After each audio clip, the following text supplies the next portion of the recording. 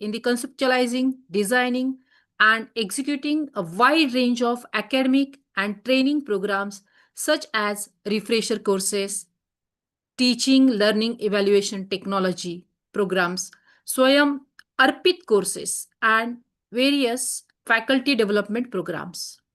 Beyond her academic expertise,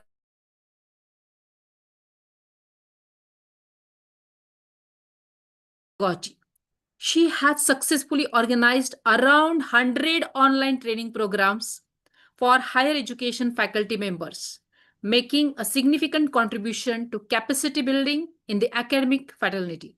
We are honored to have Dr. Snigdha Das with us today. Her vast experience, academic depth, and passion for faculty development make her a truly inspiring resource person for our refresher course. Please join me in welcoming Dr. Snigdha Das.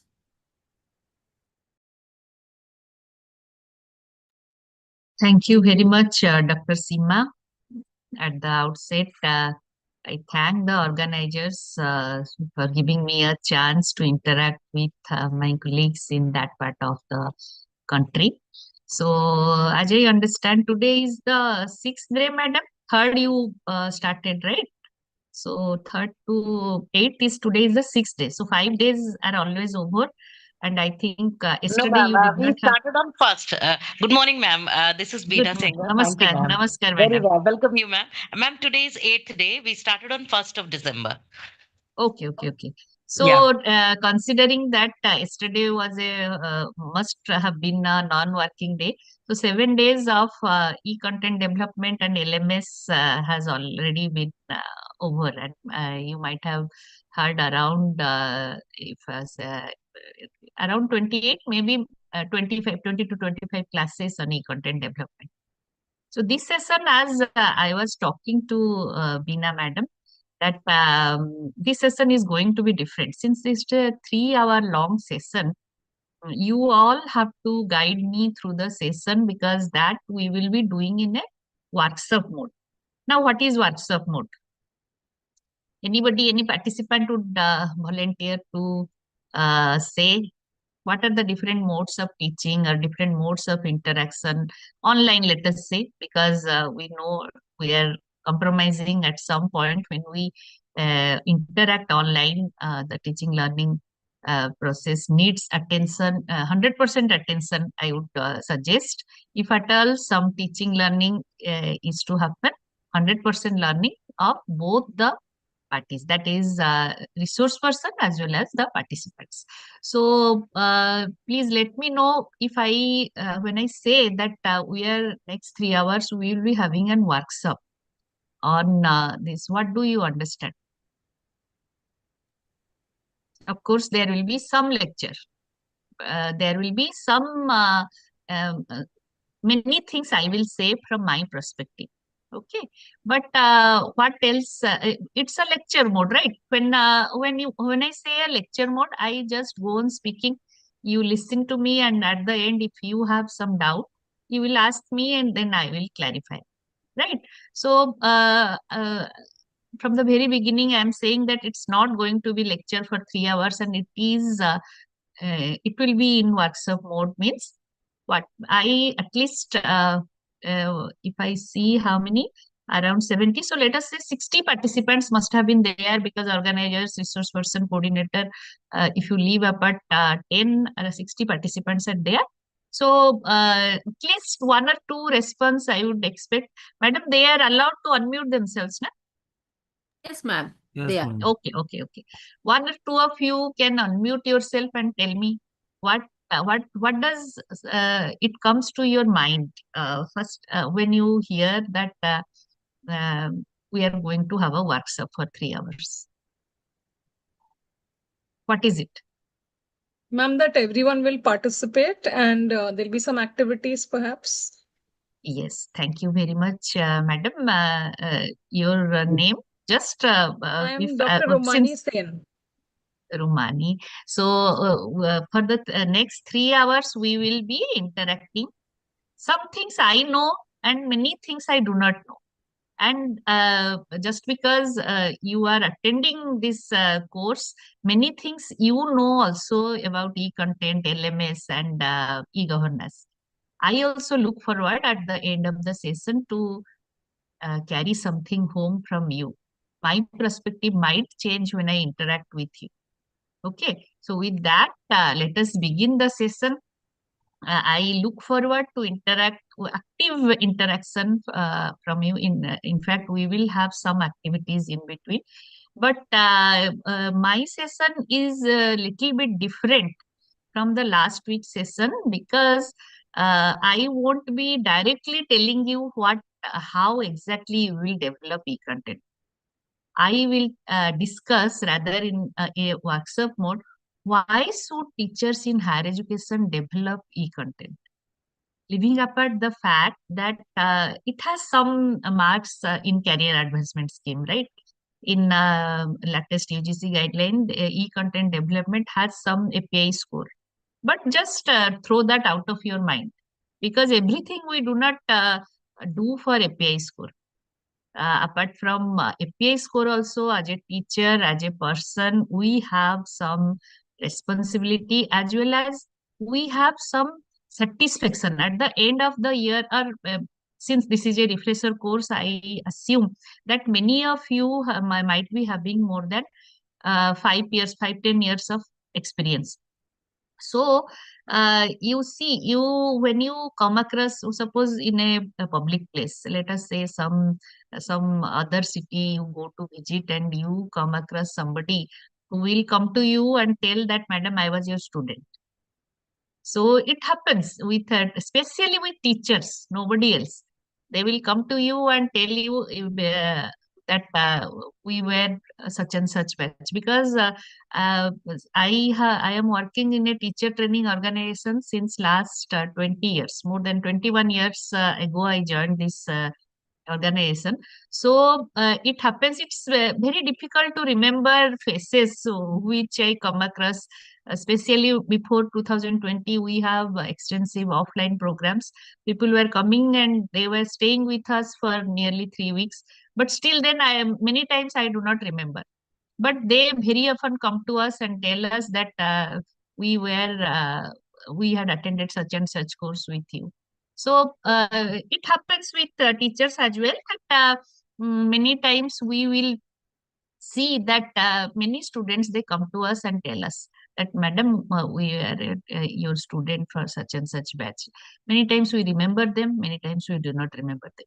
But they remember you as you portray before them. You yourself think when you all are, I assume, at least post graduation, some of you might have completed your PhD, and many teachers you have come across, if I consider pre-nursery level to PhD level. But how can you name all of them? Maybe few will be there who will name all of them. But if I ask you, just tell me their names, maybe one or two teachers you suddenly remember. Why? Because might be they are very good, or else the other reason, they might not be coming to class or something. So teaching, my point here is, what is the need suddenly arises that we need to flow refresher courses on e-content development. 2, 3, 4 years back, it was not there. Teachers were taking, of course, online classes started during 2020. Before that also, there was a SWAYAM portal and many LMS, Learning Management Portal, and many international and national university of report was, for example, Kharagpur IIT was, NPTEL was there, and many things were available online. But complete online program, getting a degree on online program, these things come up since last 5 years. So, and also NEP, uh, just before pandemic happened, NEP was floated. Draft was floated, and after that, NEP document was floated. So, that brings me once again that how many of you have actually read the NEP? You can just raise your hand. You can just type yes. How many of you have read NEP document. In between, let me share my screen. I have read, ma'am. Okay, just let me see. I too Wait, have. wait, wait. So you have also Very read, good. madam. I have read the draft also. That was Yes. very elaborate, and Huh. final proceeding was also very precise. Okay. So I think that just a minute, getting some messages. Okay. So But NEP just should start from the madam. Excuse me, yes, sir. madam. Excuse me. Yes, yes, sir. Please go on. Hello, Yes, sir. madam. NEP, what it says, it should start from the it. It should start from the lower level classes. But Uh, uh, in Karnataka, NEP, what it says, madam. Sir, your voice is at least Hello. not clear for me. Yes, yes. NEP. Yes, sir. You are saying that NEP, for implementing NEP, it should start from lower level. Lower level means school level, primary school level. Okay, I think we have lost connection with. Yes, madam. But in some of states like Karnataka, they started it directly to the UG level. Yes, sir. Because it is the instruction as if you read the document, they have primary school level, they have higher education, school education, and then higher education. I will just show you. If at all we will wait for, we will implement it in primary school level, and then we will start wait for PG level to people for come up, because undergraduate PG level also we don't implement suddenly.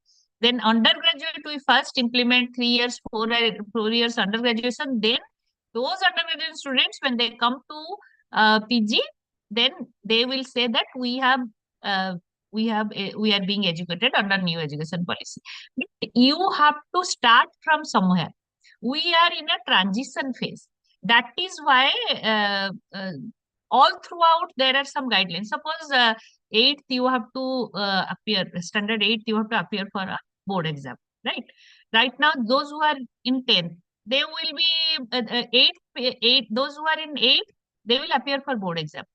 But those who are in 10th, they have already passed 8th. So they are that is a transition phase. They are the certificate that they will get will be different. But somewhere we have to start. We cannot wait. Everything will be settled. Whatever NEP prescribes, everything is there. Then we will start, because it's a policy. It's not some comprehensive guidelines that this much you have to adhere. So let us, as many of you have not, just 1 minute. Yes, is it visible? Yes, My madam. screen? It is visible. Okay, okay. So let me just 1 minute. Yes, I think I need to.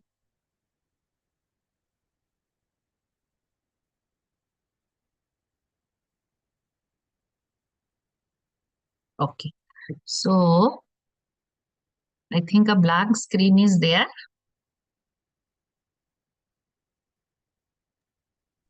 Your Google screen is visible. Yes.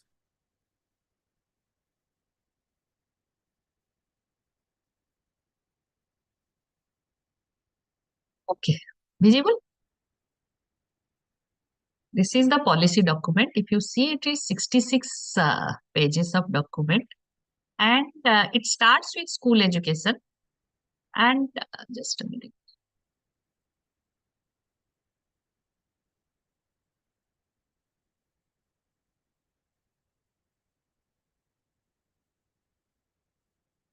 If you come to higher education part, you will see it starts with at the page 33, right? And then goes up to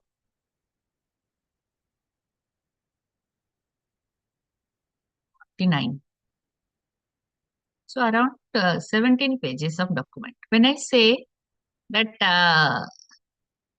okay, we will discuss it. Yes, is it full screen? Yes, madam. Yes, madam.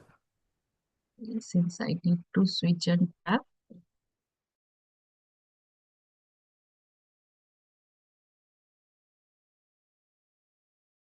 Full screen.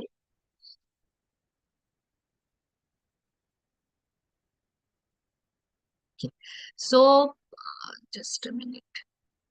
I need to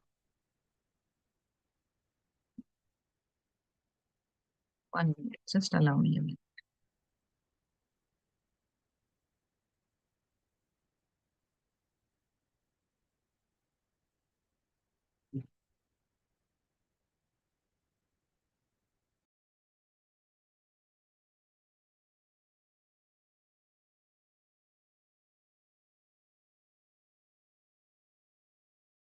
Well, how to move that taskbar? Just I am seeing.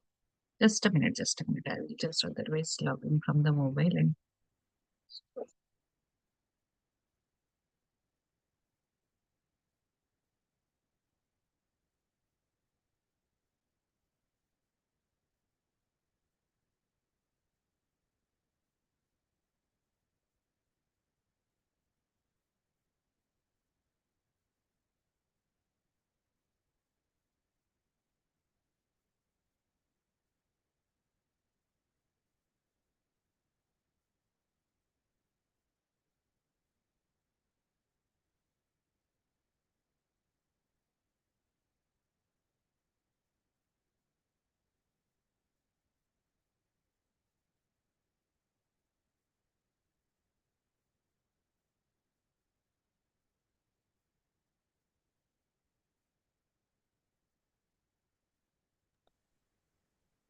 Ma'am, just try to share the full screen so that it will be easy for you to navigate. Yes, but actually I am getting the taskbar.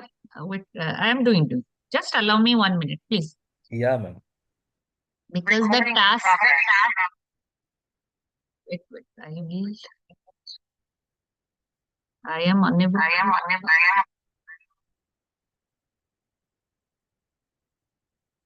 Okay, I am unable to see the whatever is happening in the screen if I bring the taskbar so that.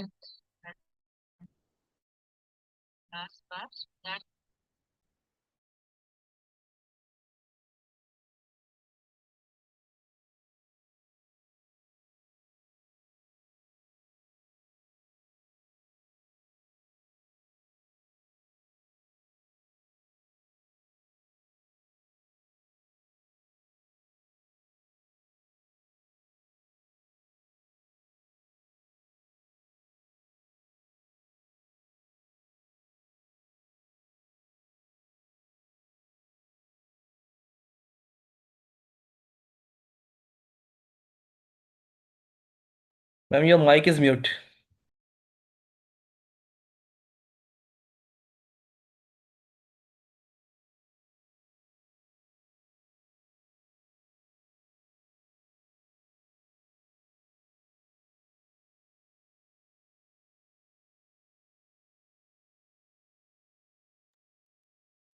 Okay, right now is it? Am I audible? Yes, Yeah, ma'am, you you're are audible audible. now, ma'am. Yes, ma'am. Okay. So we were discussing about NEP document, right?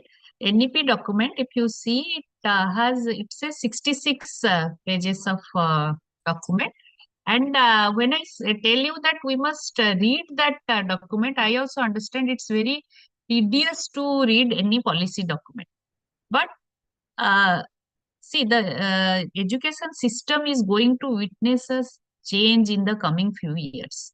As our participants, sir, I'm sorry, I don't know your names, but number 3, probably your serial number. He has pointed out that there should be some starting point.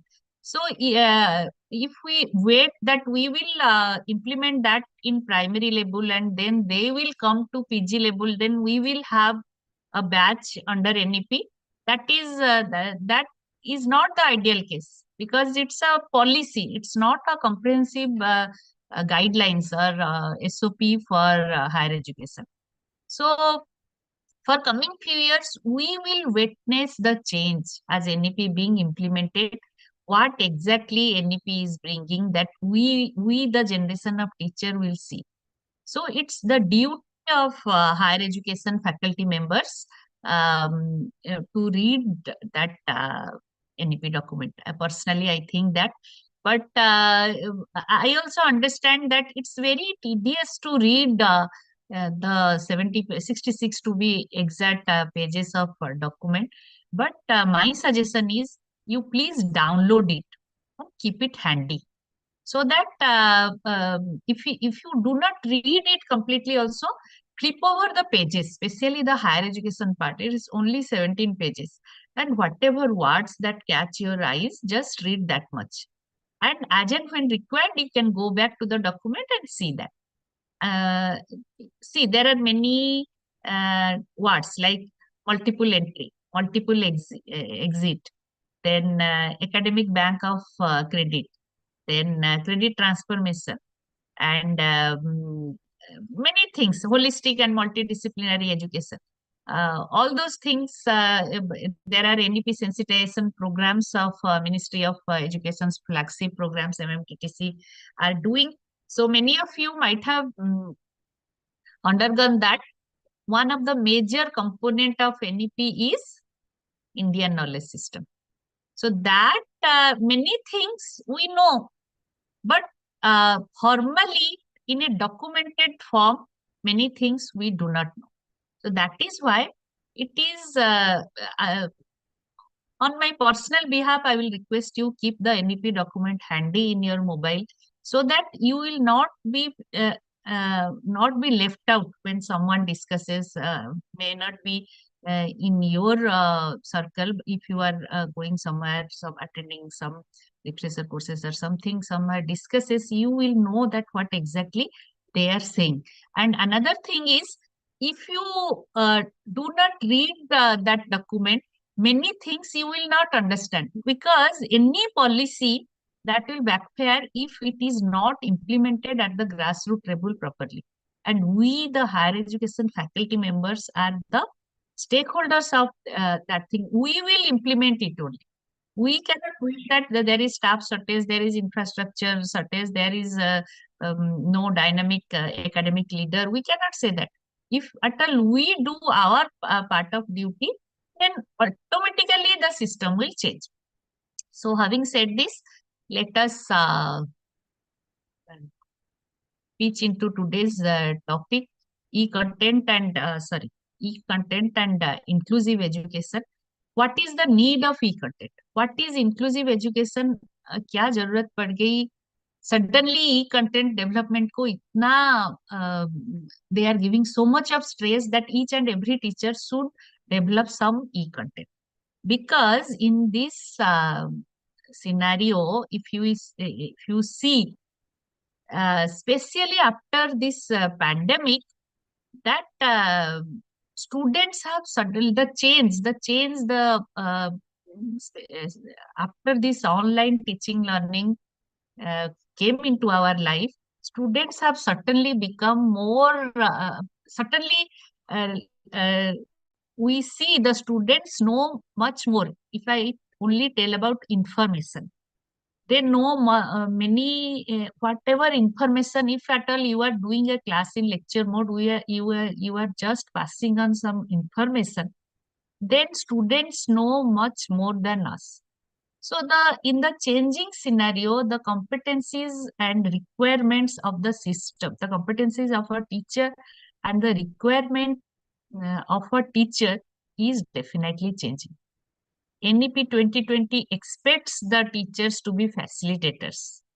Facilitators of what? You are not going to pass on some information, but you are going to facilitate the knowledge dissemination. you are going to facilitate holistic development of your student.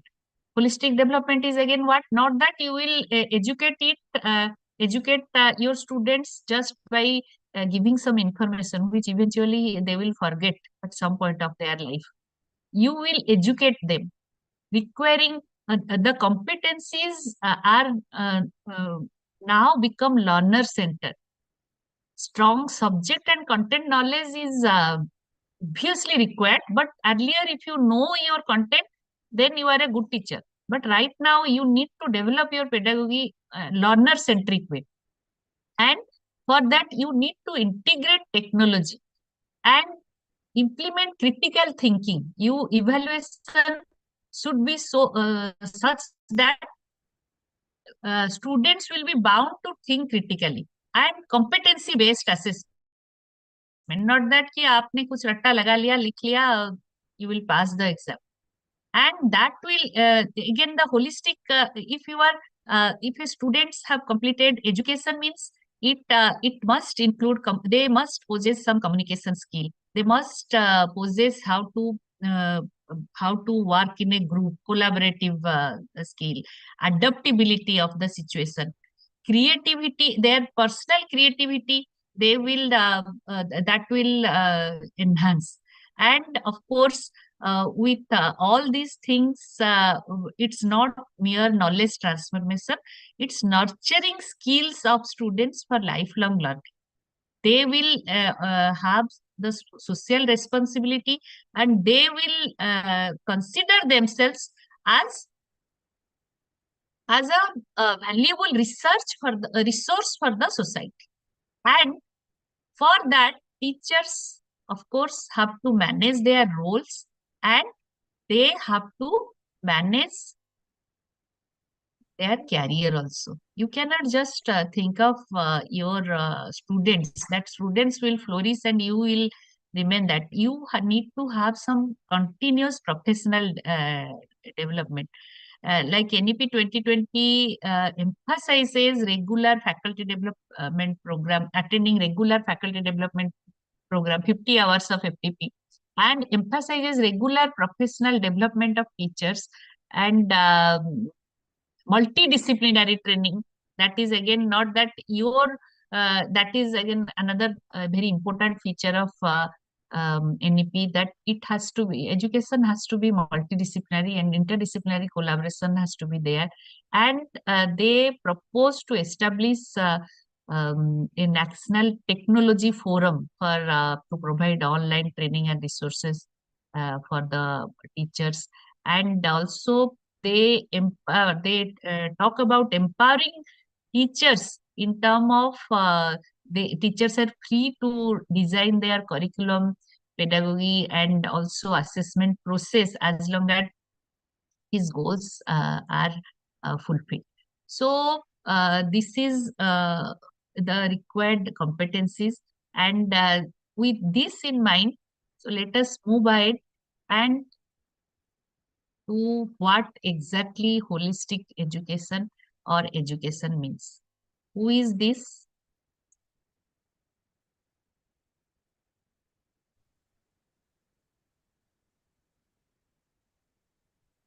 Who is this?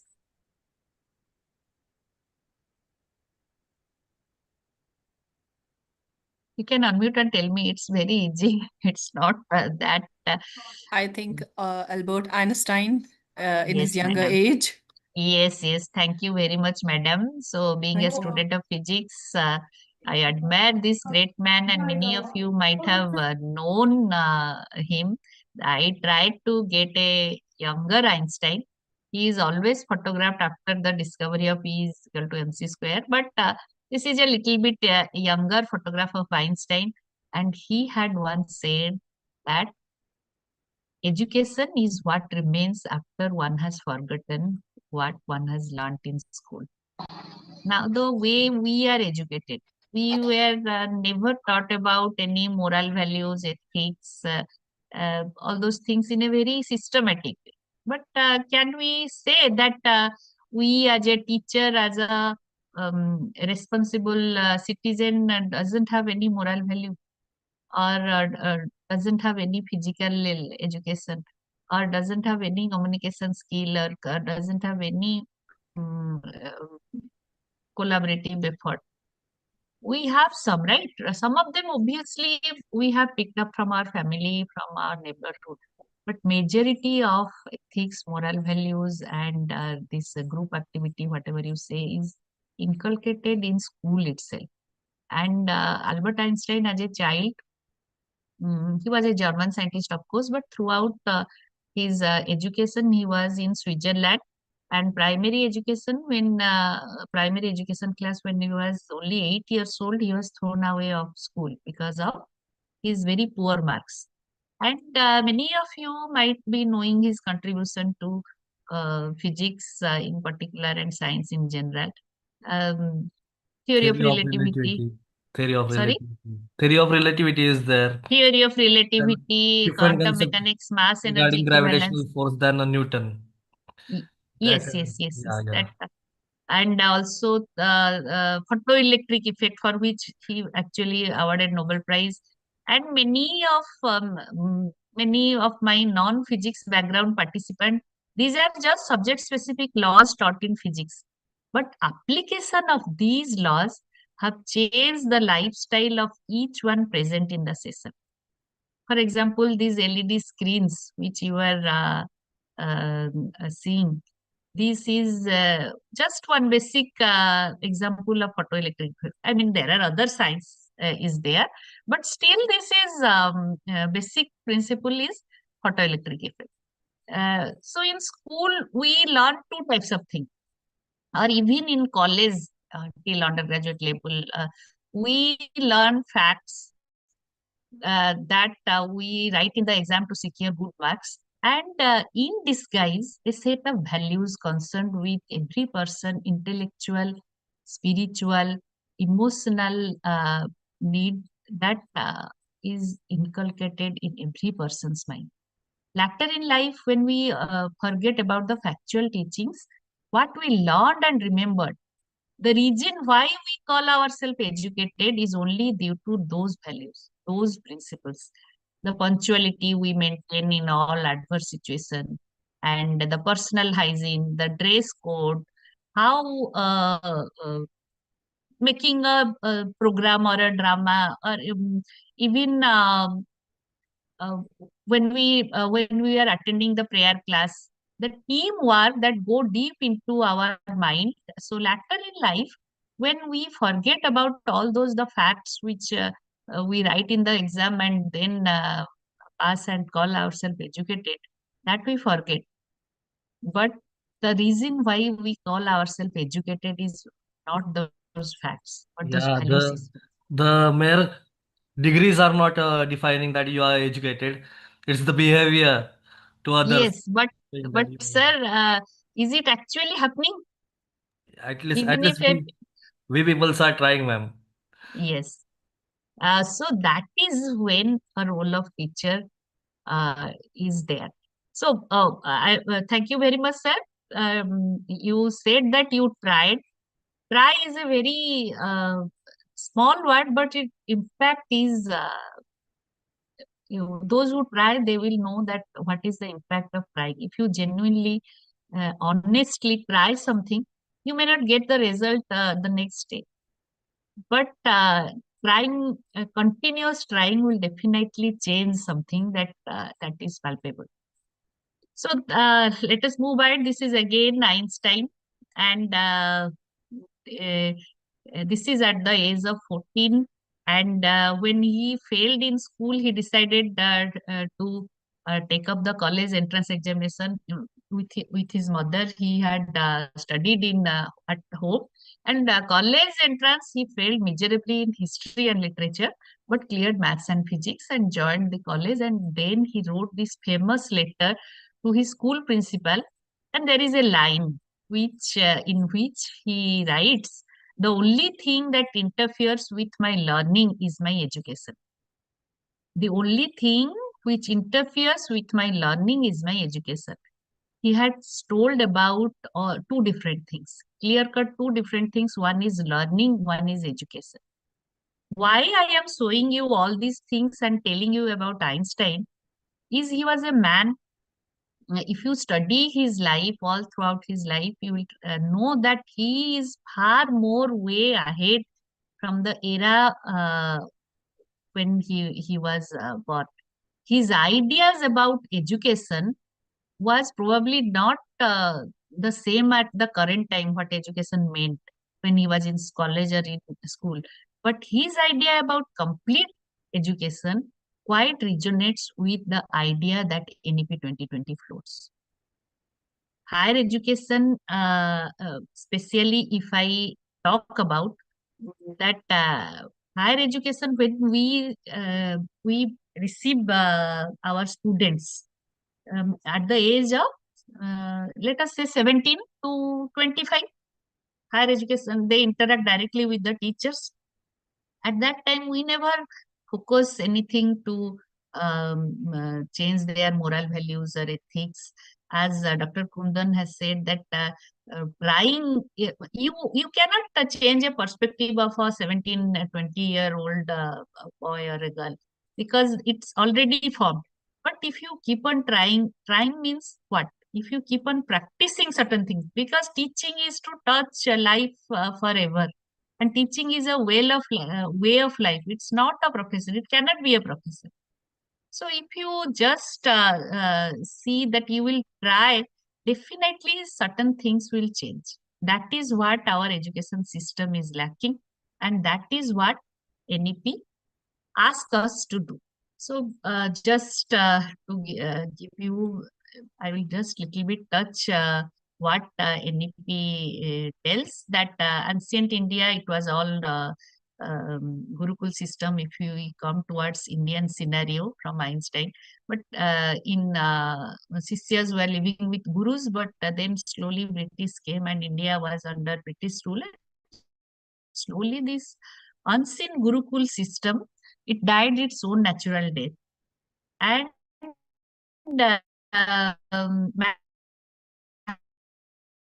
maculate education policy, it took over to a place of learning, a center of learning. They stay there and learn something. It was there definitely, but the exact term university was coined in Catholic churches of Europe, and now in India, if you see around 1200 universities, more than 50,000 colleges, and 1100 standalone institutions. And Now, what still, exactly ma'am, we happens are in having higher this much education? infrastructure. Yes, Then sir. also there is 40% dropout in higher education in our India. That's the scenario. Yes, madam. Yes, sir. But why do they drop out? We will come to that when we talk about e-content. There are many regions, but are we not responsible as a teacher? Anyway, we will come to that dropout rate and GER. But still, what exactly happens in higher education system? When students come to us as normal, raw, ordinary students, uh, they interact with us. Then when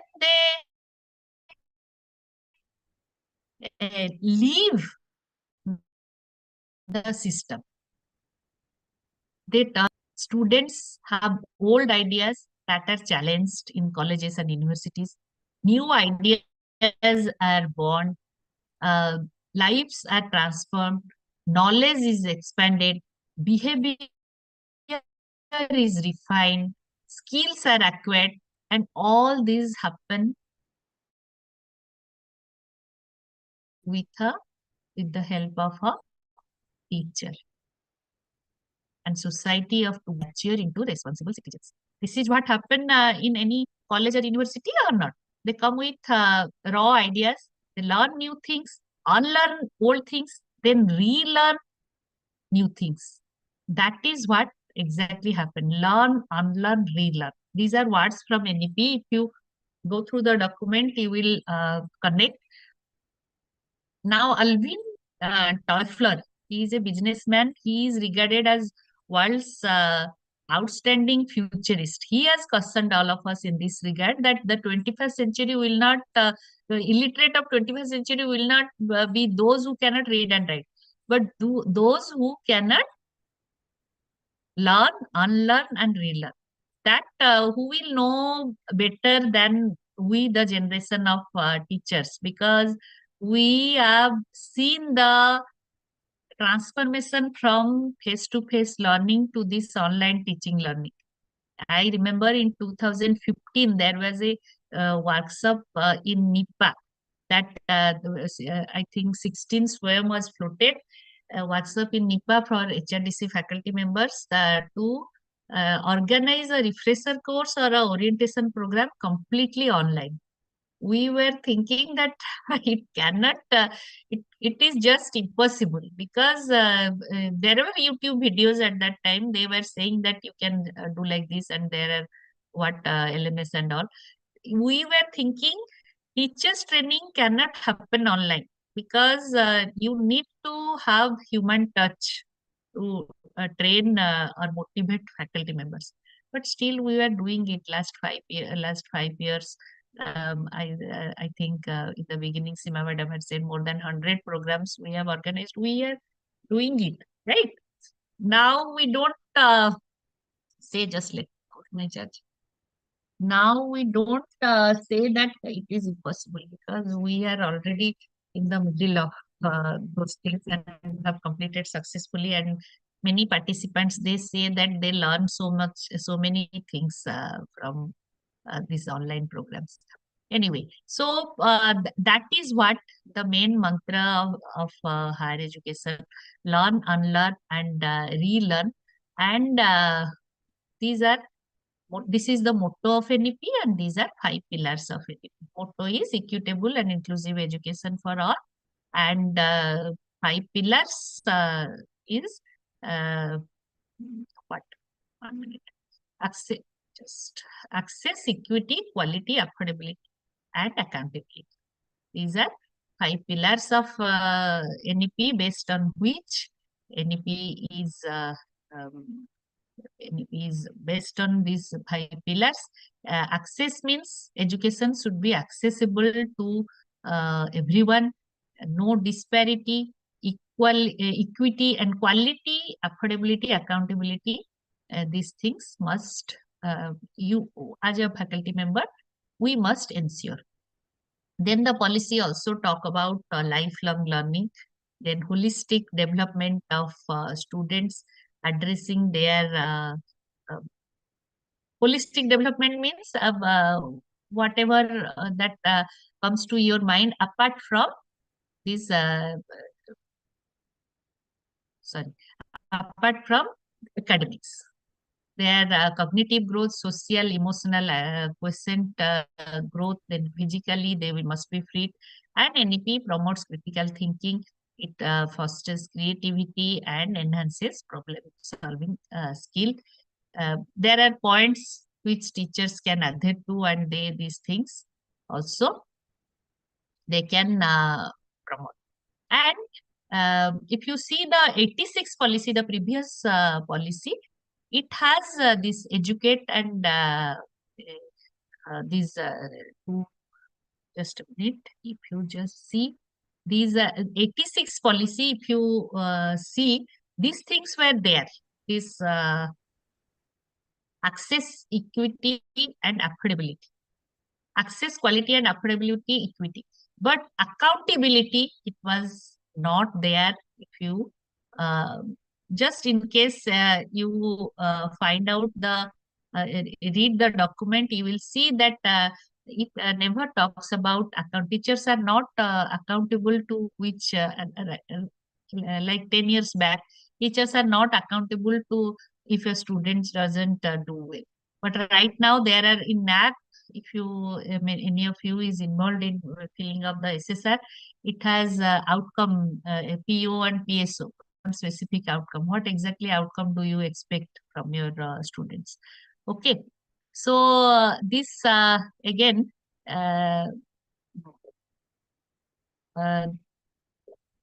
in 86 policy, once again there were that was educate and encourage. You educate students and encourage them for further teaching learning process. But one thing was not there. That is this enlighten. Enlighten means enlighten yourself with education. There is if you see the document, enlighten yourself by promoting multilingualism, power of language in teaching learning in higher education. In of course, as one of our learned participant, he pointed out, in primary school level it has to be vernacular language, but NEP says, and but in higher education one international language is needed, maybe English or maybe some other international language. And whatever program you give, that assessment has to be formative and outcome based education. It has to have some outcome. Without outcome, you cannot throw any program. And another two terms, if time permits, I will discuss, otherwise we will skip it. That is, every students must develop scientific temper and think critically. Scientific temper and critical thinking. Scientific temper, also Indian Constitution, it says that every citizen must have scientific temper, and that gives rise to critical thinking. Scientific temper is nothing to do with science, arts, or social science, but still it says that you need to think logically. There should be some logic, and whatever comes to your mind, you try to give some logic and prove that. That is what scientific temper is basically is. We will discuss about it if at all time permits. Now, this is a very colorful picture. I have collected it from internet, of course, but it is about just to give you a fair idea about Gurukul system of education. Okay. So it is in ancient India, we have proved many literature is available that the education system was Gurukul system of education. And it was very successful, no doubt, because history has many such examples of complete education. But right now, whatever education system we have, very popular saying, पढ़ोगे लिखोगे बनोगे नवाब. दूसरा line क्या है? Yes, जो तुम खेलोगे कूदोगे तो होगे खराब. बच्चे स्कूल या कॉलेज क्यों जाते हैं? पढ़ने के लिए. और बच्चे पढ़ते क्यों हैं? नौकरी पाने के लिए. Whatever you say, whatever you talk about holistic education, this, that, but why one studies? Why should one go for higher studies? Only to get jobs. This is the simplest answer to a simpler question one gets in our present day society. And the answer is so deep rooted in our mindset that any deviation from the answer is taken as bhasanbaji. Because we are all grown under and educated under British education system designed to generate company employment. East India Company, I mean. So they were educating Indians just to manage their company. So education becomes mean for getting job, not to think critically, not to become a complete human being. Sadly, this British education system introduced in India only for production of company workers. There is very less scope for developing personal creativity or innovation. And the system is more favorable in creating managers and not leaders. There are ample of literature. If you search, you will find that what is a manager and what is a leader. And our aim should be to lead academically, not to manage the academics. And education for getting nokri or jobs, that the most practical and accepted definition today, that idea should change. If a student is coming for higher education, you should it's the duty of our fraternity. We as faculty members of higher education must change this perception, because in 1,000 year back for ancient Gurukul system, the meaning of education was never to get a nokri somewhere um, with some other system or something. Sir, you are raising hand. You ma'am. want to say something? Yes, ma'am. Yes, If please. UNEP is saying about creating leaders and not the employees, then why should we interest in all our assessment? What is the placement rate? What is the placement? Regarding that, in NEP also there is a trace and OGT also. Then what is the purpose behind saying these both things? Means you are saying that why we fill up in NAC that what is the placement rate? No, that is the thing. If education, the new education policies for creating leaders and creative thinking, then why our assessment system or the whole system of education is insisting on giving the data of employability and all these things? You are That is, referring to filling up some NIRA for NAC form, that what is the employability rate? Because, sir, this is what you are talking about. If you read the NEP document, it says about outcome-based education. There are systems. I think they have probably. I do not know exactly, but there are things that students are asked to prepare startups. Even science students, even social science students. The C content is all about that only, sir.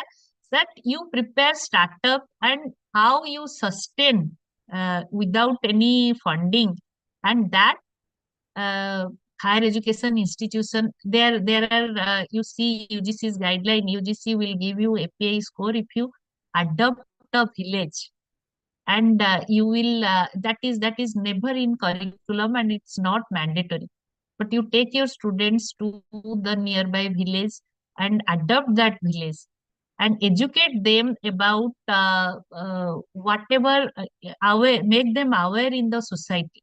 They may not get a job out of that, but your students will be aware that whatever they will read about. See, for example, there are various government schemes that is available for the people. But we as a higher education faculty members, isn't it our duty to make people know about those schemes? We never know. I personally do not know all the schemes.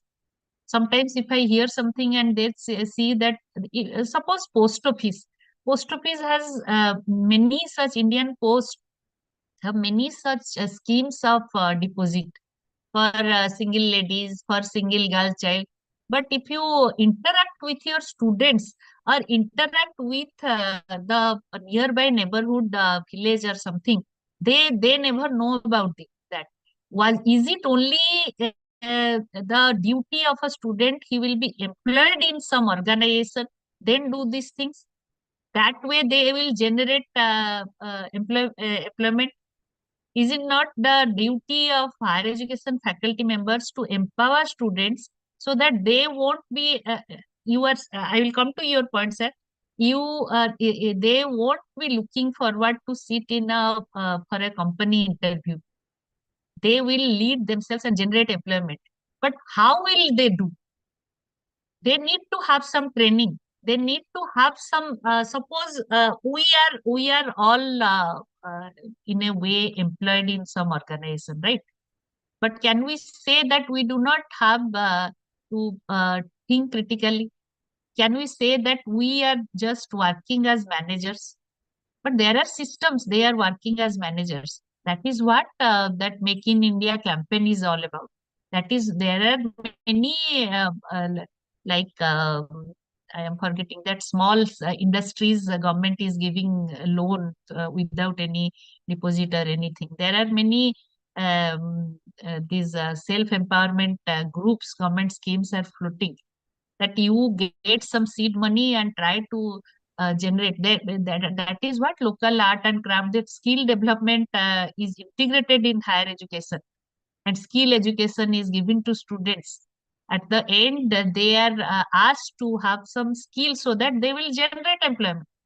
But NEP never encourages that you go and be a manager in some multinational company and get some very fat salary, then migrate out of this country to some foreign land and then stay there forever. Our country is not going to, from there only this, if you see, you are asking that you are asked to fill up the forms. That is, NEP never ask you to fill up any forms, sir, but you are probably referring to the ranking system, the NRF ranking or NAC ranking. We need to fill up and apply that these things, our institution have this thing, so that you will be ranked among um, certain rankings are there, and that things are considered. But that NEP never encourages that you ask your students they will go and be a manager in some multinational company. You may be highlighting that, but if you can fill up those, if you track and fill up those things, our students have started off small startup things by interacting with local craftsmen, and they are highlighting their skills and they are generating employment for themselves as well as the craftsmen, then you will probably get much more marks. But that will not happen just overnight. That we need to work continuously and try, and as one of our participants said, we need to keep on trying. NEP sir never encourages that you fill up that this much employment of our institution in this multinational as manager. Probably the ranking system will also change after 5-10 years. If we talk about NEP document and you see, it says integration of skill with higher education. See, skill development and vocational education, Directorate of Vocational Education, those things are there, but they were never ever at mainstream with higher education. For example, carpentry or making some craft, making some local craft. For example, in Odisha, since I come from here, there is a very good Sambalpuri saris and handicrafts. Those things are there. Patchwork from Pipli is there. Those things are GI marked also. Right now, they were never attracting so much attention like this. And people are now interested. Even IIM, few IIMs have are floating programs for those who want to learn this and promote this. So that is what NEP says. NEP never says it may some ranking system. NEP, as far as my knowledge goes, sir, there is no form to fill up that this much employment is there. You are probably talking about NRF ranking, but I believe that these ranking system criteria will also change if NEP is implemented 100%. Yeah, I ma'am. agree there are administrative bottlenecks. Thank you. For, It will for skill, not happen. Yes. for skills, NSQF is there, no, ma'am. UGC's NSQF is there. They can show their skill and get the degree. Get a degree, right? But I think that will take time. Suppose if we keep on trying in this line, after 10 years, things will definitely change. Sir, would you like to comment anything?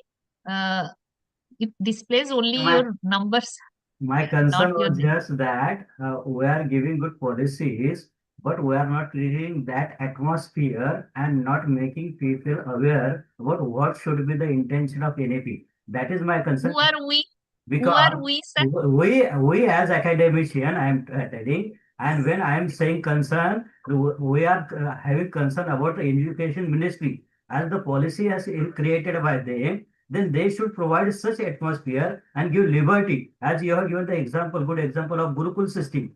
There was a liberty for the Guru to do the things and frame the curriculum according to him and the subject sir. says. But in the same manner, when I was talking in the concern of the British education system, and what are the expectation of NAP and what is currently going on? Because in Maharashtra, we are running, we are implementing NEP from last 3 years, but there is no change, just titles are changed. The same syllabus is given in out of 4 credits, it is converted into 2 credits. No change as actually which is expected. That is I'm saying, and that's for we expect such an atmosphere and such liberty. That was my concern. Sir, actually, I will tell about Odisha. I have no clear-cut idea about Maharashtra, but still, more or less, situation are like that in Odisha also. And to add to that, here there is acute staff shortage.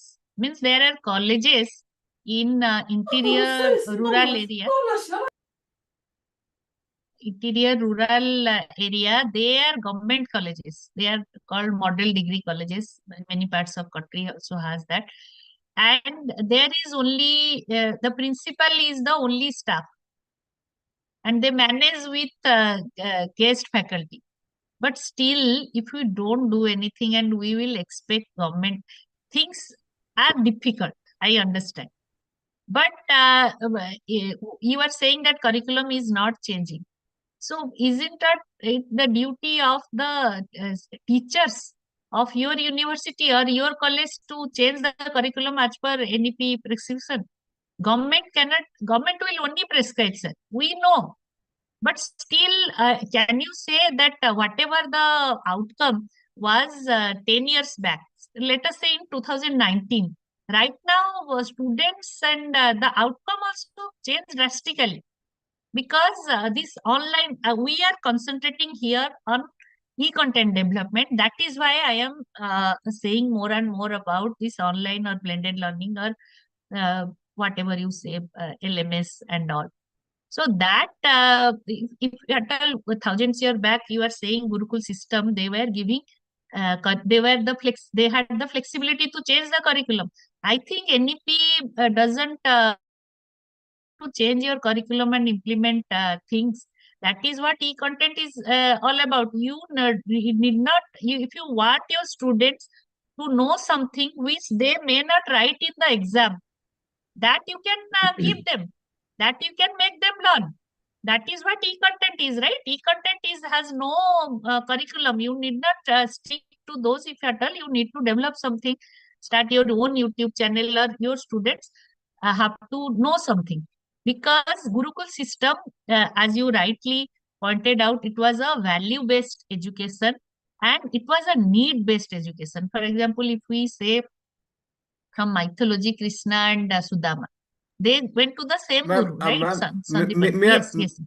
may Yes, I sir. Yes, just sir. Please, add please, please. something? I teach history, and Yes. this Gurukula system, I don't know why we are, going back to that, because the Gurukula system was essentially, largely it is a myth.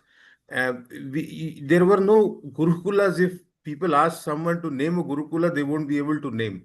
But the point is, the sort of system they had of education, it was based on caste and Varna hierarchy and the jobs that were supposed to be performed by those people. So we shouldn't really valorize this system. This system is not of any use to modern times. That's all I want to say. Thank you. Sir, Varna and caste, you bring out a very good point, but just tell me, if we talk about Drona, I am not saying that actually Gurukul system, as you said, there was some education system, right? So what was their education? What was that education system? One single person was there. He was managing some everything with they had some sishyas. Let us call him guru.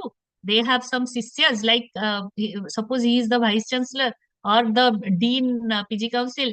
Then he has some sishyas who are lecturers, and students were coming. Suppose you want to learn this, go to this sisya, this sisya.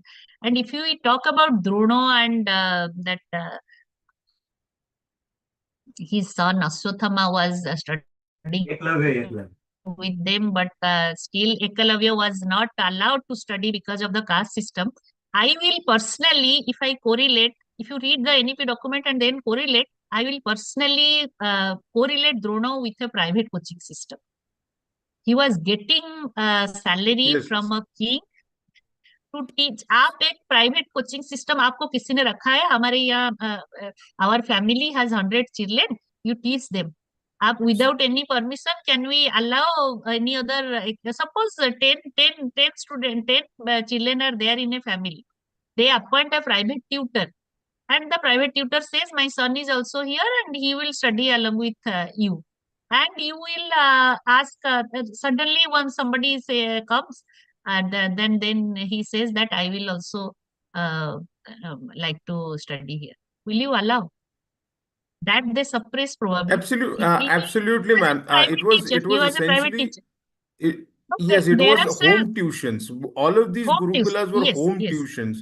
They were No, not no, no, public not all, education system. not all. There were universities. There were certain universities like Nalanda, Jagadala, Vikramashila. There were these Buddhist universities where students from many walks of life, even foreign students, used to come, and teachers from many places would come. So higher education is generally given in a place where students from many different places come. That is why it's called university. It's universal, supposed Yes, to yes, yes. attract I talent from am, all over the sir, world. I am telling about Gurukula this is a very Gurukuls. limited form of system. One person cannot have that much expertise in any field.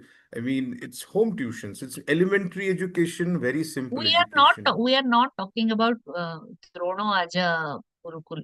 Let us say about there are other also. If you just Google many, if you find there are Sandipani. This it was Sandipani, Balmiki. They were never a single guru. They had sishyas. Suppose it's again mythology, but from history also you will get many. Suppose Akbar's guru, Shivaji's guru. They were not private tutors. It was, let us not tell them Gurukul. University, the word, it was not coined in India. That is what we are just translating it to Vishwavidyalaya. You just study some literature, and there are many, one book of Devdutt Patnaik, he writes that this concept was there definitely. One single person was not educating everything. There were, even Drono had Kripacharya. Drona's Gurukul had Kripacharya. Kripacharya was teaching about ethics and values. Drono was only warrior. Kripacharya was with Drona only. If you see, there are many examples.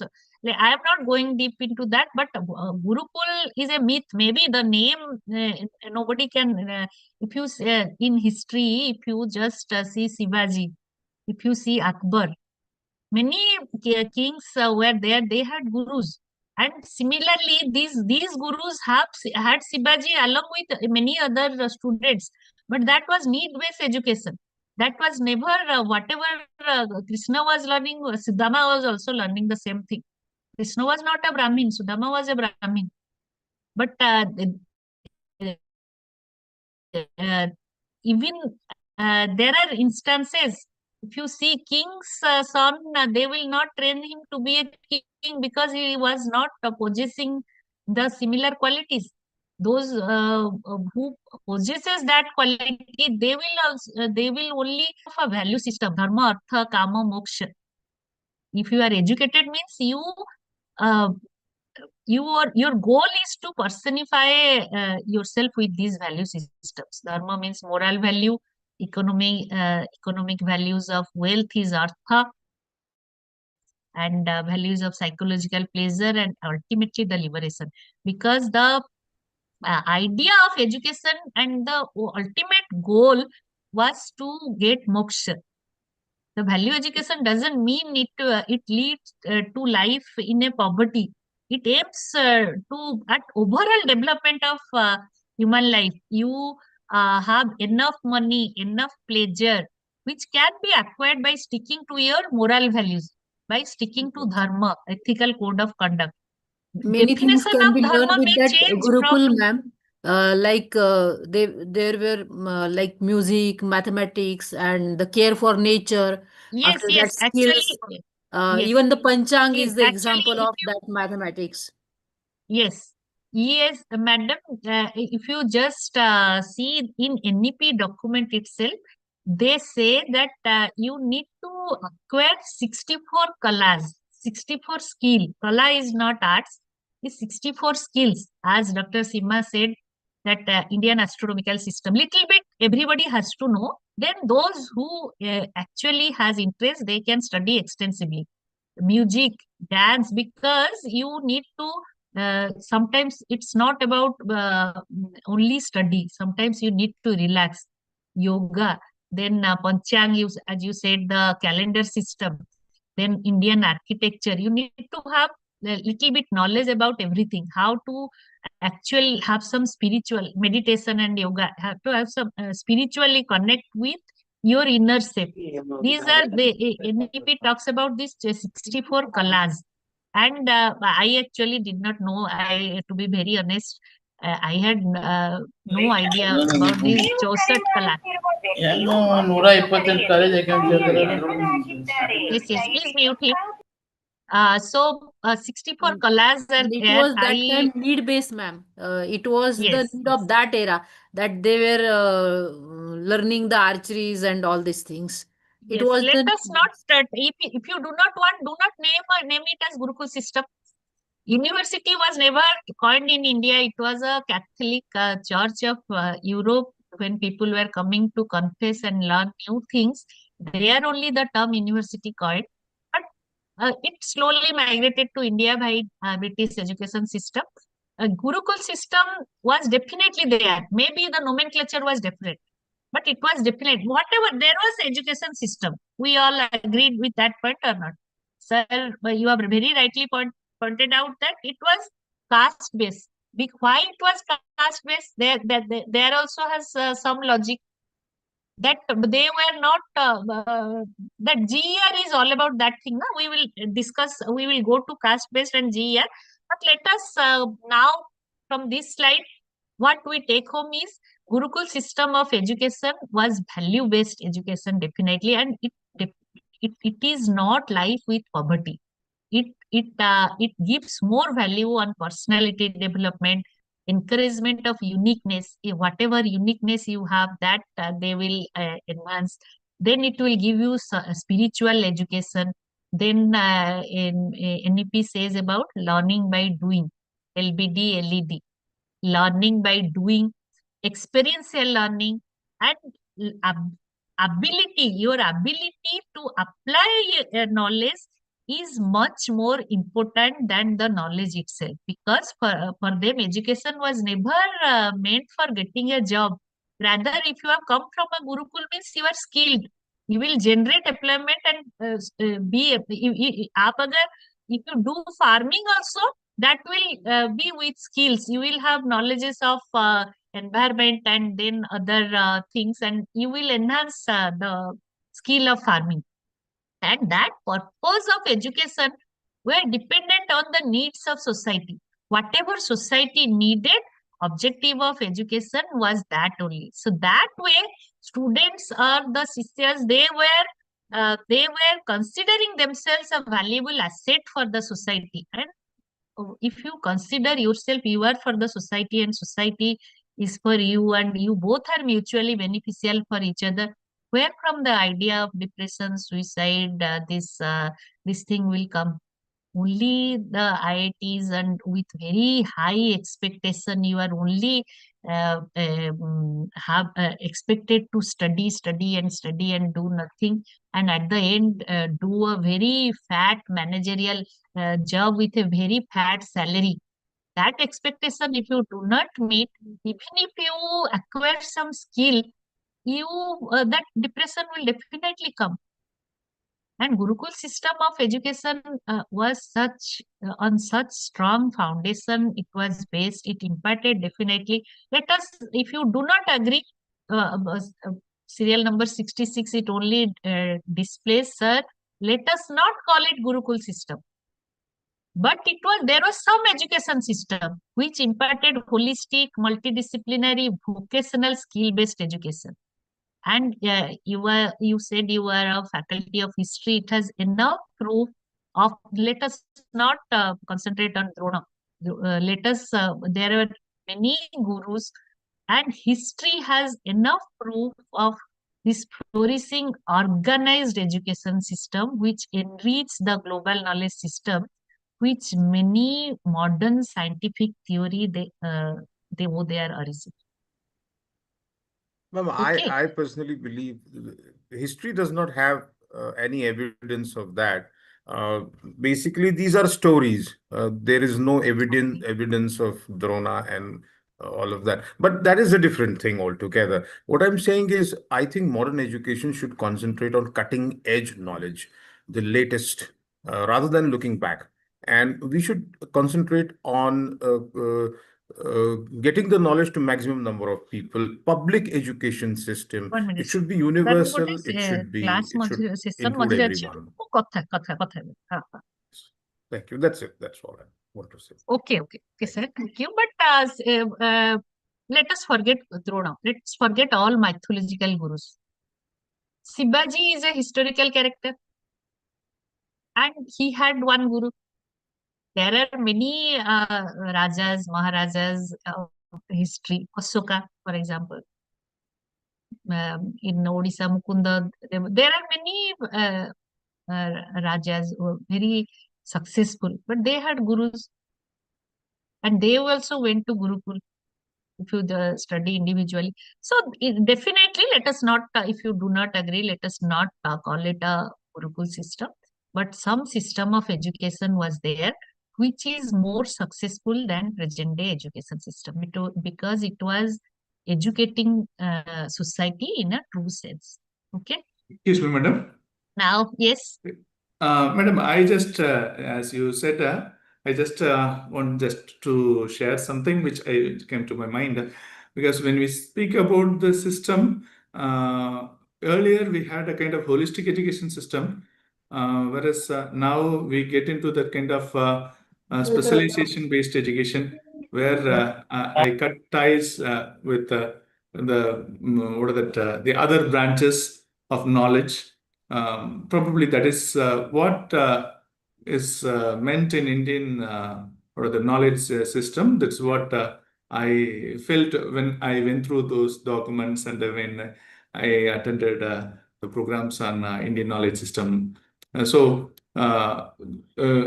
Having a kind of holistic education, which in the modern education, in the European system, they say that we need to get into multidisciplinary, and now earlier they said interdisciplinary, multidisciplinary. Now they say transdisciplinary studies.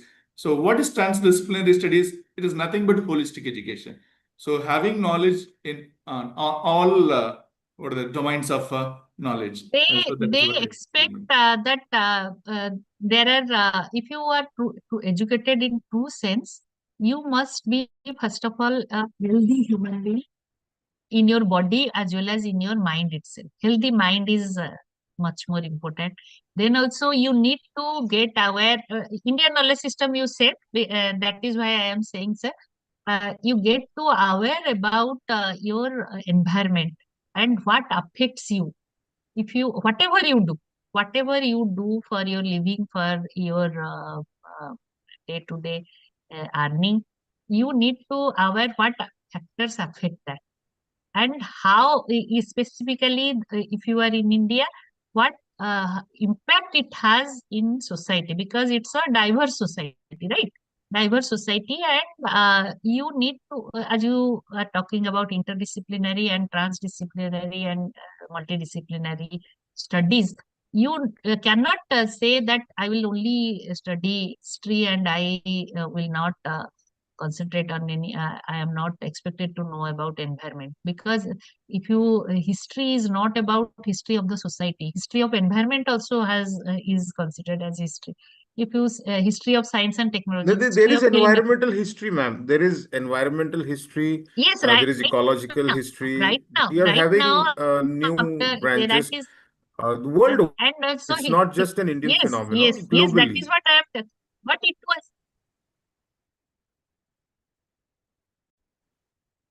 yes, sir. But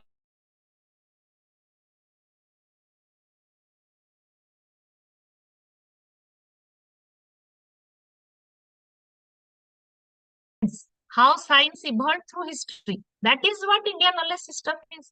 it has to be transdisciplinary and interdisciplinary. Okay. So Thank you very that much. brings us to a very important point. Again, it's for NEP also. It's a story of a woodcutter. Many of you might have understand the by looking at the picture, woodcutter story. It's about being very busy. Nowadays, we say we are very busy. Every time you ask people, they say that they are very busy because they have some job to do, job they do for earning their daily bread. Once upon a time, there was a very strong woodcutter, and he was very skilled in cutting wood. So he went for a job to a timber merchant, and he was very skilled. So he immediately got the job. Yeah, the pay was really very good, and the working conditions were good, and for that reason, the woodcutter was determined to do his best. His boss gave him an axe and showed him the area which he has to work on. The first day, he cut, let us say, 15 trees, and he was very happy. His boss said, "Okay, congratulations, you did a very good job," and very motivated by his boss word, the woodcutter tried harder the next day. Next day, he tried harder, but he could only cut down 12 trees. The third day, he thought, I will put on some more time. So third day, he even tried harder. He could only cut down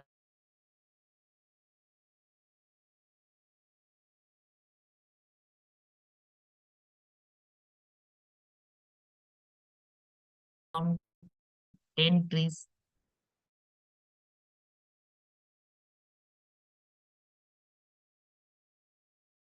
Went to his boss and he said, when was the last time you sharpened your axe? The axe I gave you, when did you sharpen it last? And he exclaimed, the woodcutter, at time to sharpen. Have been very busy to cut down trees. Think yourself that we as a teacher, our life is like that only. Sometimes we get so busy, we do not get time to sharpen our skills, sharpen our axe. Few are willing to pay price for preparation of the success they dream of. But everyone wants to be successful.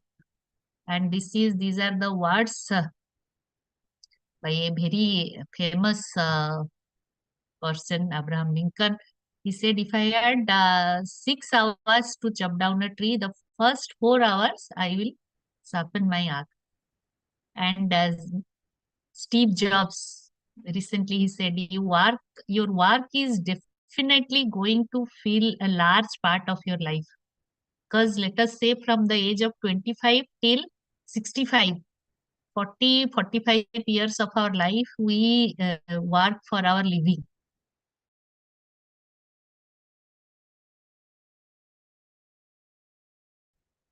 So the only way you do great at work and you love what you do, so that you are not working a single day and you are only enjoying life. And there is where the content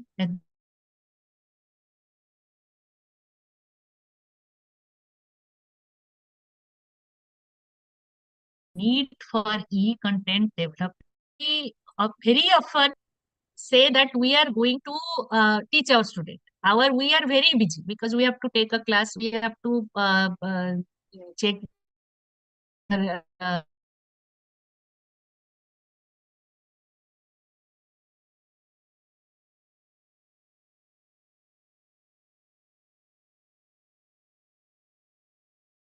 check the answer script. We have to prepare questions.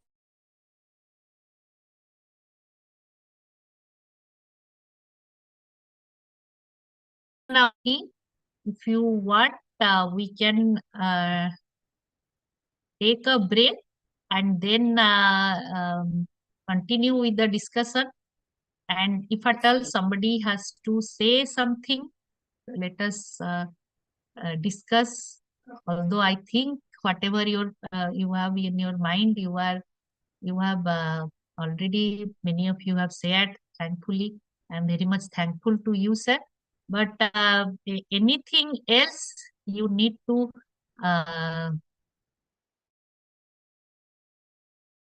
discuss, then we can go. Otherwise, we will discuss about the need for e-content, and some you might be many you might have sessions on how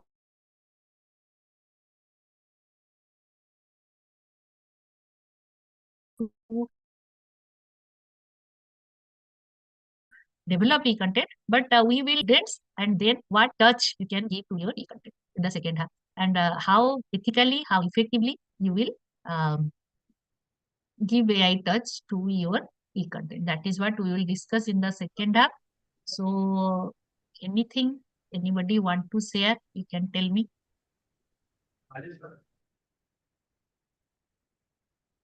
Otherwise, we will take a 10 minutes. Can we take a 10 minutes break? Sure, ma'am. The permission of organizers. Sure, ma'am. Yes, right now, as per this laptop, it's 12:29. I think there is a problem of connectivity, ma'am. Some words we are From my missing. side? Yes. Okay. I will then try to switch off my video and say, because maybe his connection is unstable. Right now it's okay. I'm audible. Yes, So ma'am. can we join at 12:45? Yes, ma'am. 15 minutes break? Okay. Yes, Okay. ma'am. Let us join at 12:45. Thank you.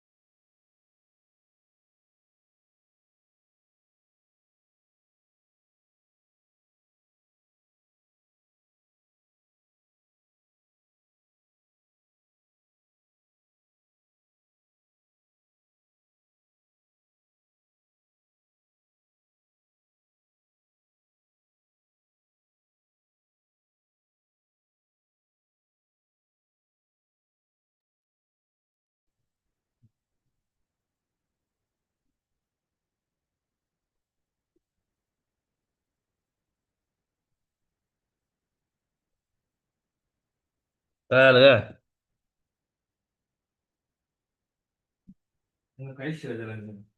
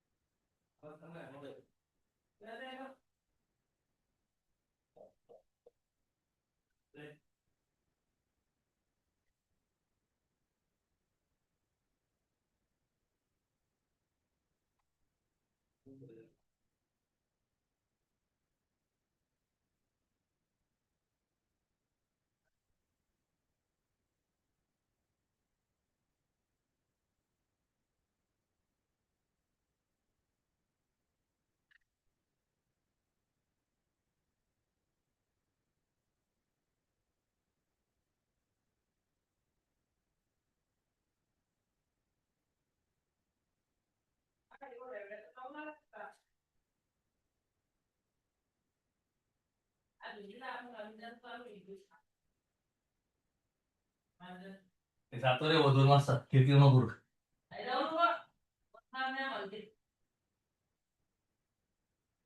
Keer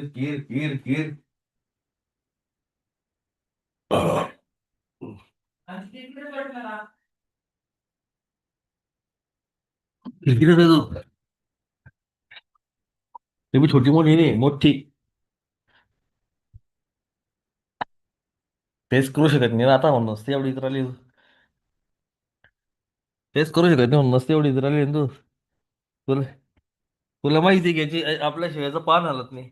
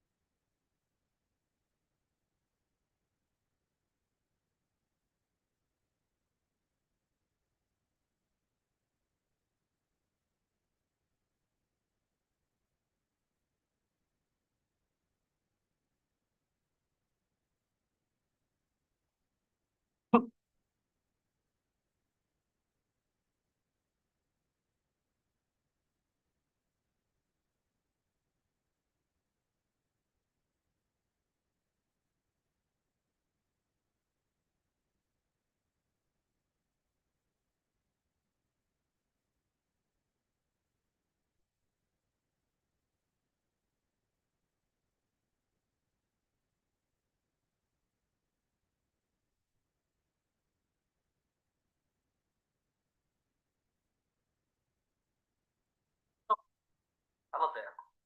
I welcome you all to UGC MMT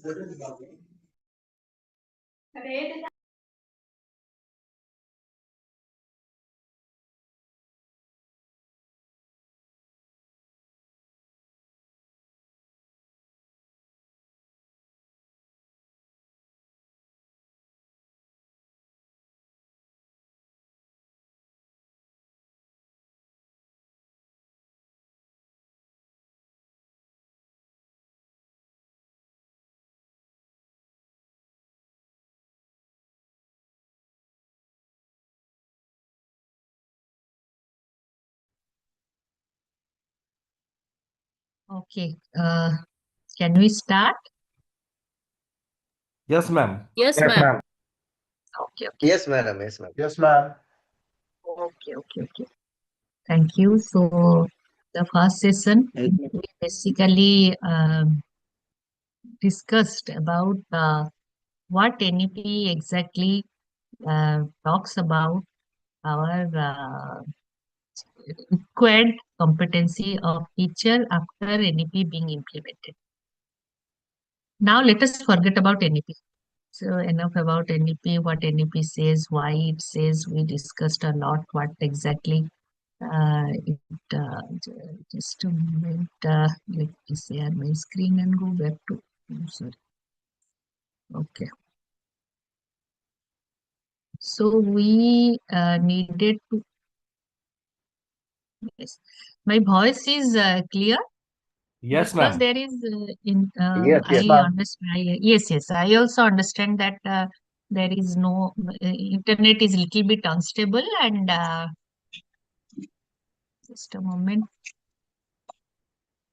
Okay, and Dr. Seema also said the same thing. So we were discussing that we need to require special competencies and we need to sharpen our axe. We discussed about the story of woodcutter. We discussed about the ancient in Indian education system, what was it, and how it was no doubt whatever you call it Gurukul or not, it was definitely more successful than the present day education system because three things we are told: it was value based, it was need based education, and it promotes uniqueness of the students, and it encourages critical thinking.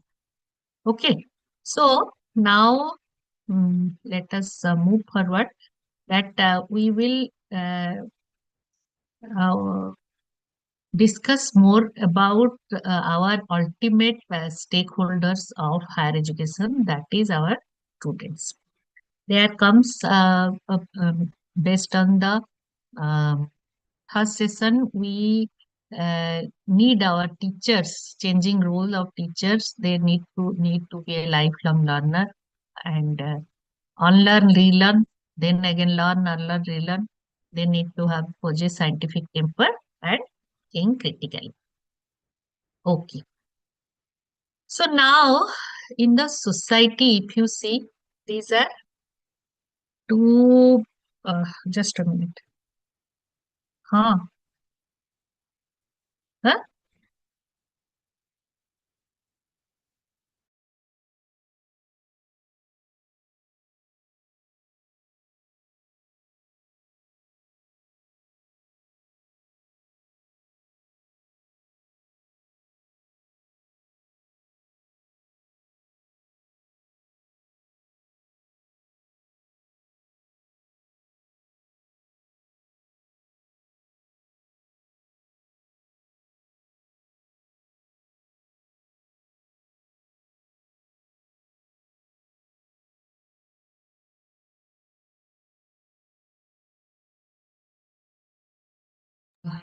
Okay, so these are the few pictures I have tried to collect from internet, of course.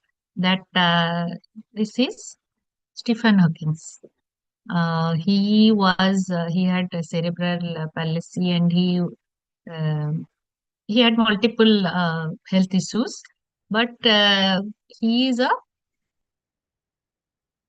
What is his contribution? Anyway, let us not discuss it more. You can all find it out. Stephen Hawking, and this is second one is, yes, are you all here? Ishan from Tare This is Zameen Ishan from Tare Ishan. Zameen Par. Yes, Tare Zameen Par. yes, more will be, more will know Ishan rather than what? Stephen Hawking. That is the impact of uh, visually media, visual media. If you make a film, people will more interested rather than these things. Anyway, that is not I am discuss. That is not I am discussing right now. So these are more characters from our society, some based on which many films are also made, and this is of course a transgender.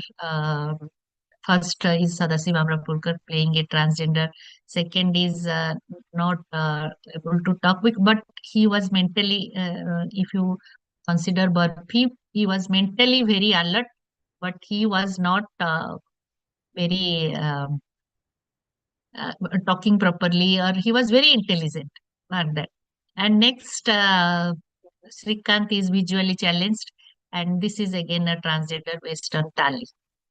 And these people are disabled in some way or the other. They are not.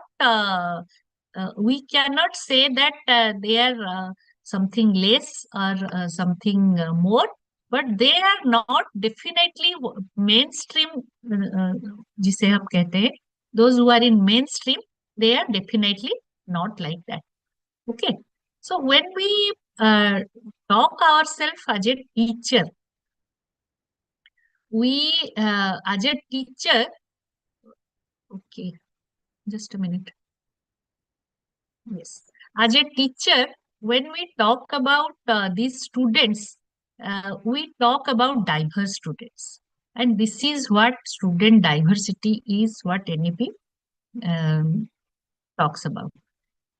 Now, I have already when I began my session, I had told that to teach life is forever.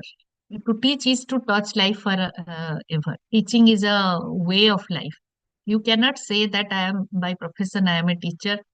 From 10 to 5, I am a teacher. After 5, I am not a teacher. It's a way of life, and you are touching lives of your students knowingly or unknowingly. We talk about student diversity, and hence the role of the teacher to handle that. You must keep in two aspects. One, as I told about Einstein, one is education, another is learning. Now, my query or what I want to know about is, what is your idea about diversity, and what is your idea about let us say disabled student, and how to handle your idea about, suppose there is a visually challenged person in your class, and there are other person also. What is your idea about how to handle this diversity? Because very often we do not have a clear-cut idea about understanding what kind of how they are different from the mainstream is. One or two response I will appreciate. What exactly we need to, suppose in the beginning of the session you see there are differently abled person. General public very often lack understanding about the abilities of different able person. Means I am not saying that they don't consider them, suppose them anything less or consider them equal, but very often we say these words that I really feel sorry for you, that you have to go through all these things. You cannot walk properly, you cannot talk properly, or something.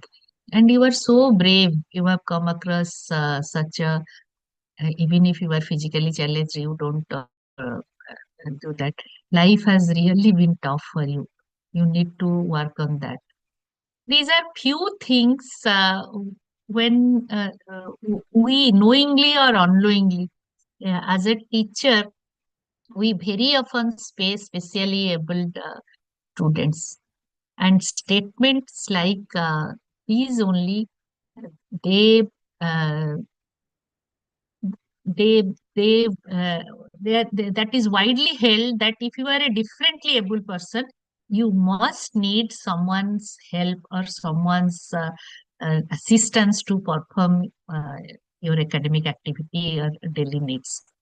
So any uh, one or two response that how you if at all you have any differently abled or different students or of different culture or many times there are very remote parts of India, even in the state also, they speak differently. Even in Odia, if I tell about in Odisha also, we have suppose people from deep south or western Odisha, they talk differently. Even if they are equally not all respect and not differently challenged, but you will know that they are not like the rest of the class. So what exactly one or two response, because we need to concentrate on other parts, one or two response that how you handle diversity. Yes. Rather than vernacular language, we have to go for a language which they can also understand. At our place also, some students are here, Hindi in native.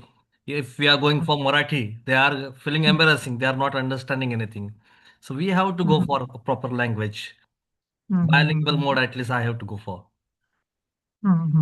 Yes, language is that the language is one aspect. See, these are different kind of diversities. That brings me to my next slide. These are different kinds of diversities. In addition to language, also you have students of different religion, even if they speak some language, same language. Socioeconomic status is different. Physically challenged, as I told, they are different. And since NEP encourages that multiple entry, multiple exit, you will now have students in different age group. And culture, disability, we have already talked about. Gender is, of course, there. And sometimes, very often, right now, since GER is increasing, we are getting different gender people and different with different sexual orientation in our class also. So that definitely diversity is good, because diversity attracts human creativity, encourages innovation, and ensures equal access to variety of groups. You cannot say that you are not like us, so you cannot come to class.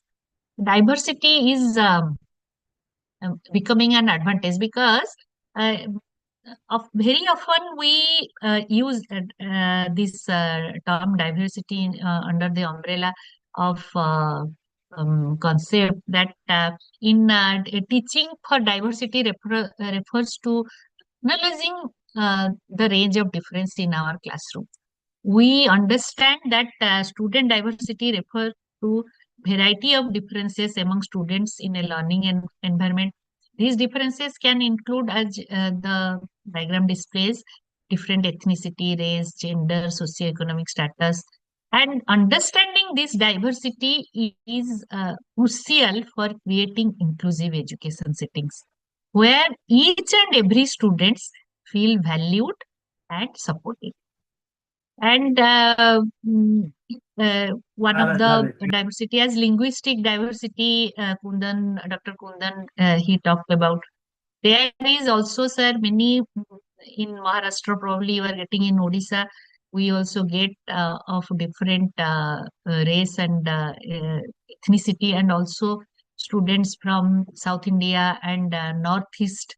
They very often come here and they study. And definitely by looking at them, you will know that they are not like us. And as a human being, it's quite natural that we are attracted as a teacher, as a human being, we are attracted to people who are just like us. You will definitely connect. So that, but if a student, if a student is from diverse background, what they actually look for, they look value and respect for them. Then comes appreciation, care, and love. But first of all, we must value them. Each our students, other students, to value them and respect them. This is a picture I had tried to collect, but it doesn't show this. This left hand side picture is from classroom of 60s.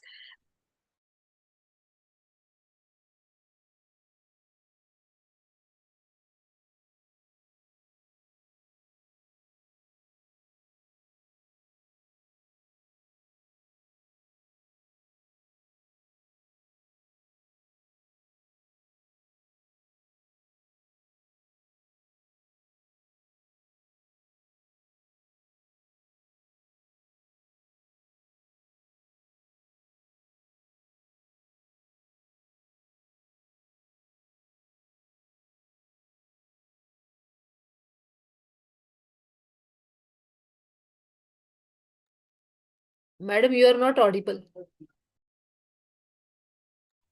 She is having some network connectivity. Video is stuck. We will wait.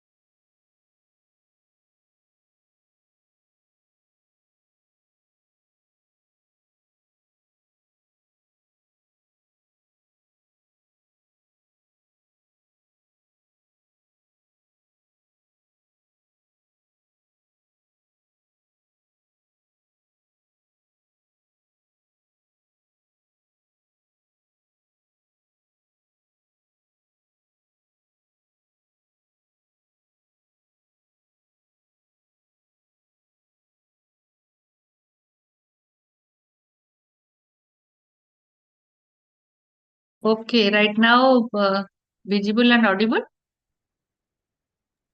Yes, madam. You are very visible, ma'am, Okay, but okay. screen is yet to be shared. Okay, okay. I actually changed my place where it was not. Anyway, so I am sharing my screen again. Wait a minute, please.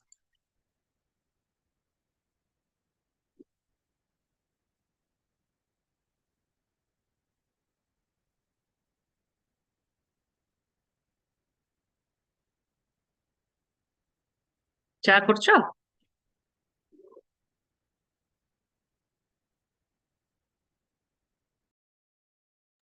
Okay, is it visible? Yes, madam. Yes, ma'am. It's visible. Yes, Okay. ma'am. Yes, ma'am. So we were talking about different kinds of diversity. And this picture, as I told, it shows different eras. So one is 70s, one is 90s, and one is 2020. You might not make up because it's not, I also could not find proper. But let me ask you a question. If you are watching a movie which is of 1970, uh, in which a college crowd is shown, and you look at the students there, and you look a modern movie nowadays, and look at the college crowd. Just by looking, what is the difference between student types you get?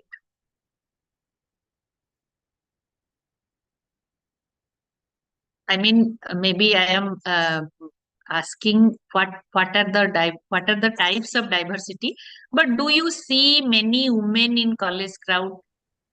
Do you see in 1970, and if you compare a movie of 1970 and a movie of 2025, or let us say 2020, do you see more women in college crowd?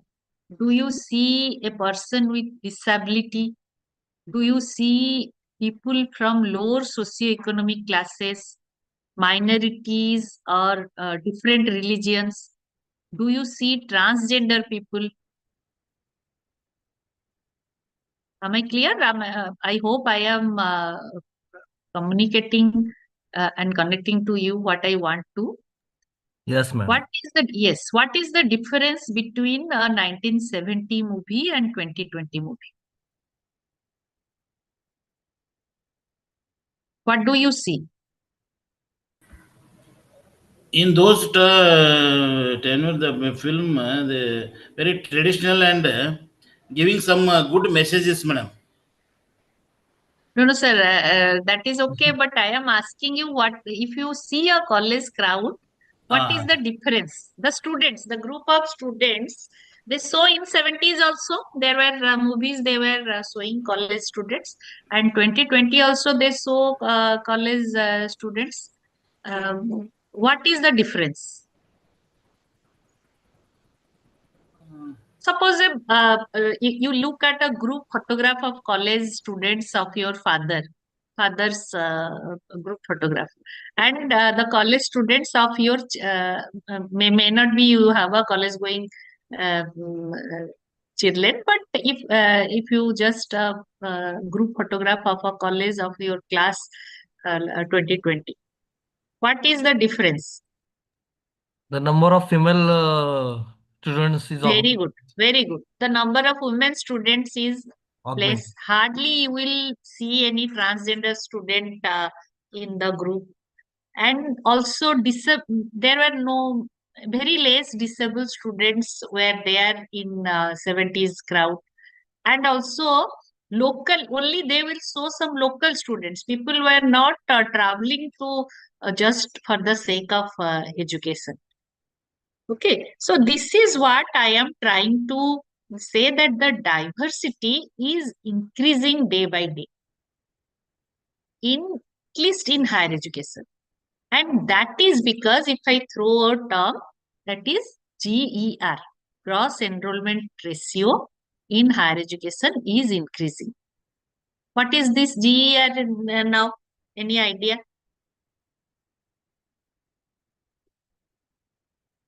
Right now, GER in higher education? Yes. Gross What is enrollment ratio. Yes. What is gross enrollment ratio? If you consider just enrollment of the students for education in It's the near about 30%, ma'am, in India. in India, it's around 23%, but NEP aims to 50% by 2035. Yeah. And what is that gross enrollment ratio? If you consider 100 people in a society just by random, then only 23 of them have access to higher education. Out of 100, only 23 have access to higher education. And in 70s, it was only 51. Sorry, in 70s, it was only 15. So that is why sorry? Yes, yes. Seema ma'am, kindly mute this roll number 6. Okay. I thought he's saying something. So this GER is increasing day by day. Because after just if we consider in 1970 it was 71 census, it was just after independence, just post independence era, literacy rate was very low. So what government did, they were floating programs for adult education. Then they were giving scholarship to lower socioeconomic group, because lower socioeconomic group, even if they complete standard 8 or learn some basic mathematics, that was enough. But because after that they were not intending, they will do some job. They will not, why should they come for higher education? So, for example, girls, they, if they have learned some basic mathematics till school level and read the newspapers and available story books or whatever mythological books, then that is enough for them, because they are not going to do any high profile job. So why should they go to higher education? They will ultimately get married and settle down. That was the perception of the society then. So that is why GER was very less. Right now, so that at that time, education was confined within a small elite section of people. The what does elite people means? People who had enough money, who are privileged people, maybe from higher caste, and there were no people from poor families, from girl students, from low socioeconomic background. They were not coming to college, because for them survival was a problem. So they have to go to work rather than go to school. So this gross enrollment ratio was very less. So right now it is 23%. This is in this phase from 15 to 50%. This phase of higher education, this phase of gross enrollment ratio is called massification, and more than 50% it is universalization. Right. So right now higher education in particular is in the phase of massification, and NEP aims by 2035, they aims as our government's Vikasit Bharat concept, they aims higher education to be in universalization phase. So massification in higher education means more, out of 100 people, nearly 23 people, they come to higher education. We are looking from them in a diverse, more diverse situation in comparison to what higher education was in 1970. So that is why diversity is more in our classrooms. Anything anybody has to say?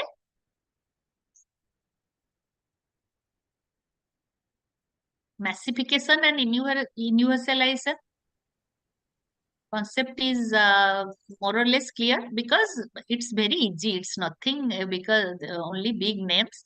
But since NEP emphasizes that right now higher education is from post-independence, pre-independence era to right now, everybody did not have the access for higher education. They did not think that higher education is needed for them. As I said, the girl students are socioeconomic, low socioeconomic background students. That is why the GER was very less, and higher education was only for elite mass of people. Right now, it is around 23 to 27%, and it is in the phase of massification. Ma'am, Okay. at my place, the scenario is quite different. 58% girl students are there, and rest of the boy students are there. So very high No. ratio is there Yes, for yes. girls. Girls, yes. For example, sir, if I will tell you, I joined this organization in 2006, and we had a refresher course in commerce. Every year, at that time, there were 4 subject refresher courses in commerce: physics, chemistry, history, geography, like that. Then there were not a single lady participant in commerce. Never, for 2-3 years it was like that. I think in 2010 we first got one lady participant for commerce refresher course, and right now for commerce and management, you will see more lady participants in the course. So that is because the GER is increasing. More girl students nowadays. 2006, they are lecturers, means they must have completed their education by 2095, 98. So after that PhD, then lecture. If we in a general scenario, if we imagine, I am not talking about theories. In a workshop mode, as I said, we are just discussing that why this thing happens, because GER is more and more girl students, they feel like coming to commerce and management, and more and they are not students are not science means only boys will come, then the commerce boys will come, girls should study arts. This thing is not there. Okay. Madam, it is not only in commerce, but also in engineering, mechanical engineering. There's only boys only department, but now you can find most of the engineering colleges where Even civil, sir, there are very civil engineering. Civil civil engineering engineering. also, your girls were initially going for only computer engineering. Right Yes, now, madam. civil, mechanical, electrical girl students are joined. And Because ours is an arts and science college. And Yes, sir. we started when the college was started in 1965, it was a boys only college. Yeah? But now we made it co-ed, and now we can see the boys percentage is only less than 10% here. That's great. So Because South India, we must admit, is more advanced. That we must admit. Sir, are you from Kerala? from Vivekananda College, Kanyakumari. Oh, Kanyakumari, madam, Tamil Nadu. Acha. So the Kerala is literacy rate is quite high, na? So that must be the case. Okay, sir. Tamil Nadu, Kanyakumari means Kerala. They are just neighboring state. Neighboring means borderline state. So that is. Yeah, till 1965 it was with Kerala, and only after 1965 it was attached Tamil Nadu. Okay, so my point is we are getting more diverse students only because GER is increasing. Now, Madam, this I is- just have a small Yes, query, sir, yes, madam. sir, See, yes, sir, we yes. get more number of diverse students, and our NEP it advocates inclusivity, and when we get into the classroom, we get a diversified learners and students of various diversities, as you have mentioned. But what about the mindset of a teacher? Is the teacher being trained and tuned to cater those students and to facilitate those students? It is not happening, madam, because of this, what happens is, as in the tradition, probably every teacher have in their mind that see, they say that when I studied, my teacher behaved like that, and my students should behave like this, and I expect my students to behave like this. Okay, so they have a kind of biased kind of attitude. They, in the sense, I'm so sorry to say this, to some extent. I think NEP can take some kind of very sorry to say that, very harsh kind of measures to Yes, sir, bringing sir, this kind sir. of education. Actually, when I began this second session, I told NEP को पीछे छोड़ाते हैं. We as a human being, see, NEP, as you rightly said, this is a reality of our society. You are telling about diversity in terms of physical ability. I will tell that while in school, there is often a perception. Suppose there is a college drama. Only those who are very good looking girls with who are very fair and beautiful, those students they won't see any acting talent or any skill, any singing or dancing talent. They will say they will learn, even if because our society, we are talking any apart from any NEP is there in the background.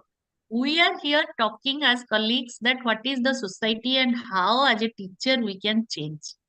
Very often you see those who speak very good English. they will be choose in the mass. Suppose some guest is coming, you need to give them a flower bouquet, because every mindset of every student is like that. I will like to go. What can I do? You will only see those who can speak very good English. They can they will go and they will present the bouquet. Suppose you have a college drama, you will only choose beautiful, fair looking girls, even if she doesn't have any acting talent. So that is definitely, it's not in inclusive mode. That a teacher, knowingly or unknowingly, because they say woman is not born, woman is made by the society. As soon as you have a girl child, you just, there are many unwritten rules. I personally feel this gender equality, whatever we talk about, another 3-4 generation is needed to change that. Because sometimes unknowingly we think that she is a girl, so she should not do this. Unknowingly, even if we are very open minded, we are open to suggestion, we claim that psychologically it's inside, so much inside us, that we cannot help. As you said, that physically challenged, so definitely we will say that you have been very those sentences, you have been very afraid, life has not been good to you, those things you will say. But that we need to keep in mind. That is what, for that we need to understand what is the kind of diversity. We need to put ourselves in their shoes and then try to understand that and the challenges of education system is also not anything less. It as I have pointed out a few points, also it concerns teacher. And one thing is, higher education really have become expensive. There are lack of resources and infrastructure, and different education program have different expectation. We try to say that a student of history and a student of computer engineering, they are equal graduate, but still there are different expectation from the society. And regional language, very often they are neglected, and very often English is preferred. And curriculum, as our participant, one of the participant was saying, that curriculum is outdated. There are also brain drain issues, challenges regarding assessments, and dropout rates, teacher shortage, then education policy. Even if we say it's a new education policy, it is not same in every state. And also inequality in education, technology is not properly integrated, and less focus on holistic development. These things will add challenges of Indian education system, and it will not change. In addition to that, we have diverse curriculum. When they come to us as a student in higher education, they come from ICSE, CBSE, state boards. Every student are not equal, even if the curriculum is equal. And the institution they come from, some are centrally funded, some are state funded, some are private institution. And these things will be there. Still then, we need to understand these 4 words to implement inclusiveness. As I said, knowingly or unknowingly, these things are inside us. How to overcome? One is exclusion. Okay, what is exclusion? There are a group of students, there are normal students, these are different students. So we make a core group of normal students, and these students, they are all separate. So this is what? Exclusion. Okay, I hope this diagram will properly, even if you translate these words, it may not, this diagram will give you a clear picture. Second comes, okay, exclusion, they all are separated, so they are feeling excluded. Let us include them. So we make a group, they are with us, but this is again separation. These normal students are one group, These are other group. So separation. Once again, let us include them with the normal student. They are in a group, but we integrate them with the group. But that is not, this is like integration of two companies, merger of two companies. Kingfisher is merged, Indian Airlines is merged with Air India, but Air Asia is merged with Air India. But Air Asia staffs are different, these staffs are different, their conditions are different. This is what is called inclusion. They are with us and one cannot distinguish. As a teacher, we should not distinguish between two of them. So to put it at one go, this is separation, exclusion, inclusion, integration. As a teacher, we always must concentrate on inclusion. If I just translate it to Hindi, one is Bahiskaran, exclusion is Bahiskaran, then integration is Ekakikaran, separation is Algam, and inclusion is Samabesan. हमने समावेश कर लिए तो so that no one can जो किसी के अंदर पूरी तरफ से अपना जो खुद का स्वतंत्र रूप है उसको छोड़कर पूरी तरह समा गया हो, that is what समावेशन and inclusion.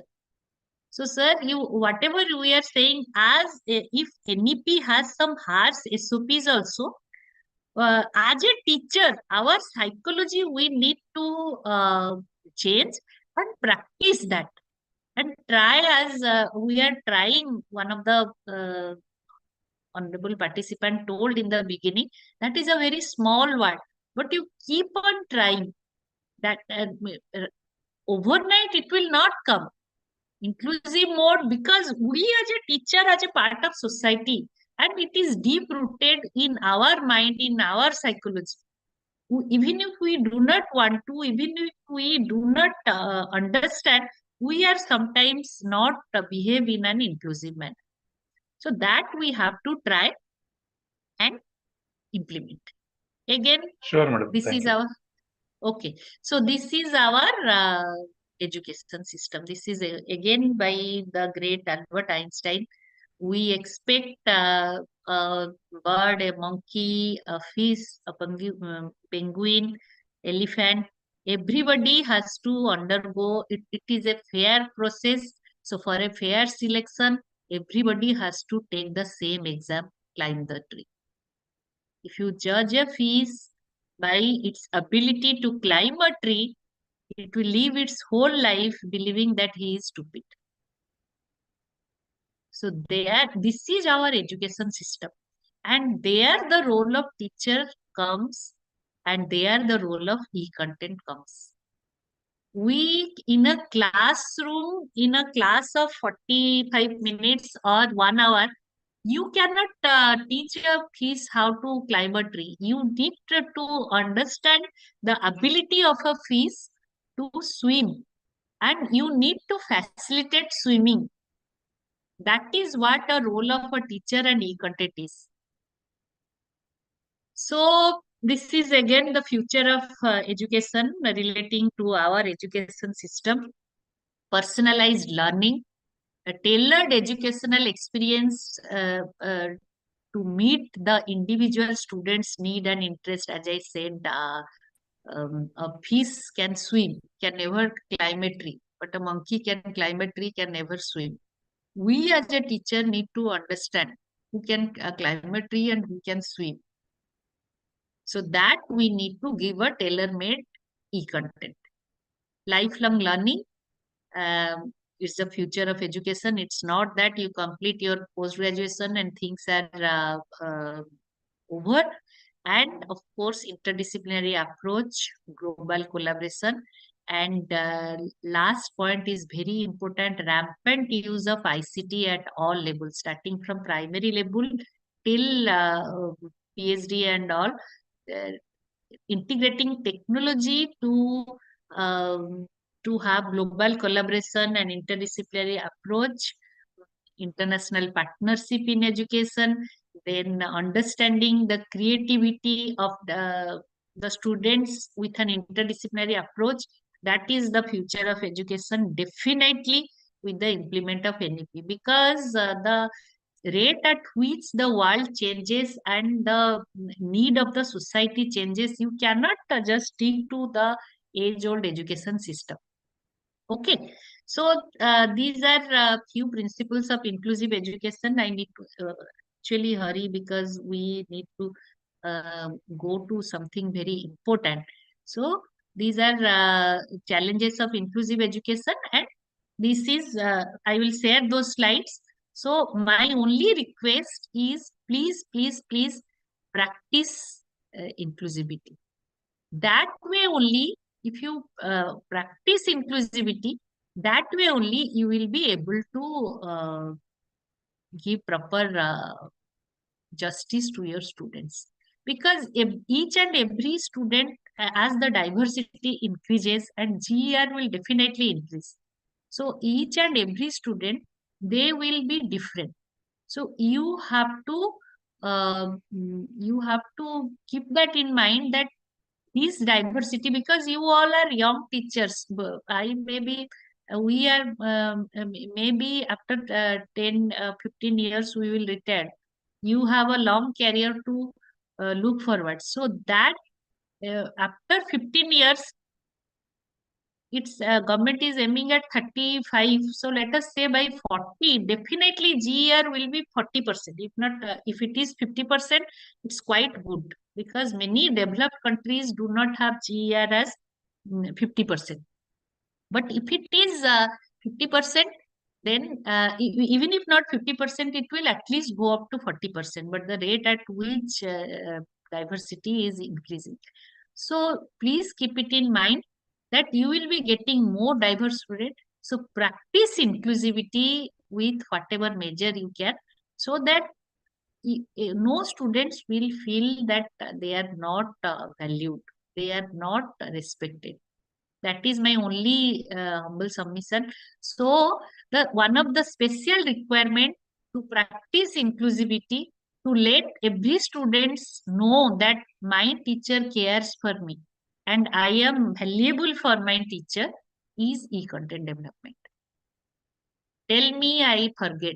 Teach me, I may remember or I may not remember. Involve me and I will definitely learn. And the best way of involvement is through stories. That is through storytelling method and potential picturization of stories. B.R. Chopra's television series Mahabharat, practically it taught Indians what every Indian at every level of the society. How many of you, I do not know, because I was a teenager by the time Mahabharat was telecasted. I do not know, many of you may not be born by that time. But after that, there was another Mahabharat in Star Plus. But practically, B.R. Chopra's Mahabharat taught Indians what Mahabharat is, and that show brought the complex epic of Gita to the mass audience in a very simple, lucid way for the first time. When a common man attempts to visualize Lord Sri Krishna, मेरी तो आंखें बंद करते ही नीतीश भारद्वाज आते हैं, और आपके शायद सौरभ शुक्ला आ रहे हो वो दूसरे वाले महाभारत की. But when you attempt to visualize Lord Krishna, definitely Nitish Bharadwaj occupies your imagination. Similarly, let us when you try to picturize Mahatma Gandhi, Vince Kingsley definitely comes to your mind. Picturization is a very strong tool that is to communicate an idea or a concept. And as a student of physics, I must admit that 3D animation is an excellent way to teach, let us say, Earth revolution, or because it visually clarifies the concept, the complex concept, the elliptical orbit, the axis tilt. आप बता सकते हो, you can go on narrating, but if you just show them diagrams with the dynamic movement, earth, sun, and celestial body. It helps them explains why seasons change, how leap year works. So these things you need to incorporate in e-content. There the idea of e-content comes. E-content uses various actually this is you have already 1 week you have already must be learning about e-content. It uses various digital format. I am only taking telling you about shaping a story by creating a experience that enhances engagement and uh, make for example, a monotonous history or chemistry chapter into an interactive phenomena. Instead of just listening to chronology of events or formulas, the content might use interactive narratives, and you will get various multimedia sources, and it empowers both learner and teachers at the same time by team participation, and they are more interactive in nature. Okay, so how to develop e-content and what exactly how you make videos, that that many of the resource person might have told you, but my point here is uh, why teachers should develop e-content. What exactly e-content is? It's e-content, as the name shows, it's information in electronic format and delivered over electronic devices through internet. That is what e-content is. It's nothing. Right now, there is no doubt about what e-content is, but teachers should develop e-content to make learning more engaging. And as I said, to address diversity, to give a personalized teaching experience. And it should be accessible anywhere, anytime. Also, it will allow data to track your student progress effectively and understanding the outcome of your student. A very good e-content, they easy, personalized, accessible, and there are other points, but for me, you can track your whatever your students learn. And if you just see, there are many resources, open educational resources. I am sure you would have mm, you had a session or will going to have a session. You can incorporate in your e-content. Otherwise, why should students nowadays come to your class? At the beginning of the session, somebody told that there is dropout rate is very high. Why dropout rate is very high? Why the students, they don't come to your class? One of the major reason is they have other very interesting things to do, right? Are you here or not? Yes, ma'am, we are. Yes, madam, Yes, you are ma'am. right. You are right. Yes, ma'am. Yes, And yes. you can see students, they are very highly calculative nowadays. Okay, so they say that just to get any job, just 60% is enough. Why should I put more effort? The basic Yes, eligibility is yes, that I 60%. understand, sir. But I have to But develop my skills, so I have to focus on other things. And that is how. And they also, most of the students, they earn when they learn. So that is also they the are other. not available. Okay, okay. But one of the major reason is not it that they will get whatever we are teaching in the class, somewhere or the other. There are alternative sources. They will get that. Yes, of course, madam. So Because most of the yes. students who never come to college, they say that, sir, before the examination, we will just watch the YouTube shorts and we have the Yes, whole yes. content in our regional language. and that is enough for us. This is what they say. That is enough for us. So that is what my point is.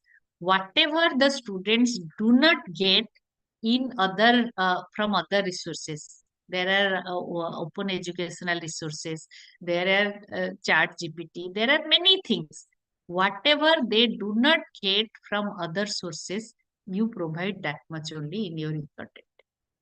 You can just that brings me to how to what are the good e-content means. What do? You in your class you just do some lecture, you consult some book, some videos, maybe some swim platform, some EPG Patsala resources, some open educational resources, and then teach to your students. That a student can also do. So what your contribution is, that is what a teacher steps in. That is Ma'am, when we the are teacher going for steps the activity-based teaching more in NEP. We have engaged them in community engagement programs. So many projects we are going to give them from first year only. Earlier, we are giving them it to last semester. That is UG last semester and a PG last semester only. But right now, many activities are there in NEP that we are focusing, which are activity oriented. So students are responding to them. So that is very good, sir. Actually, this is what I want to tell you. Even if you, when you develop, first of all, every teacher should have a YouTube channel. I think many of you might have, especially the younger mm, teachers, many of them have a YouTube channel. And all the teachers should have a YouTube channel. And whatever you suppose a difficult concept you are going to teach in a class, because these are the generation of students, they are used to Instagram reels or YouTube shorts. They don't even watch YouTube videos of for 15 minutes. They don't have that much of patience. They will put it in 2x speed to see the YouTube videos. Only shorts they will watch. So whatever, because there are many screen recording softwares available, Screencastify, FreeCam. For 5 minutes, they are free.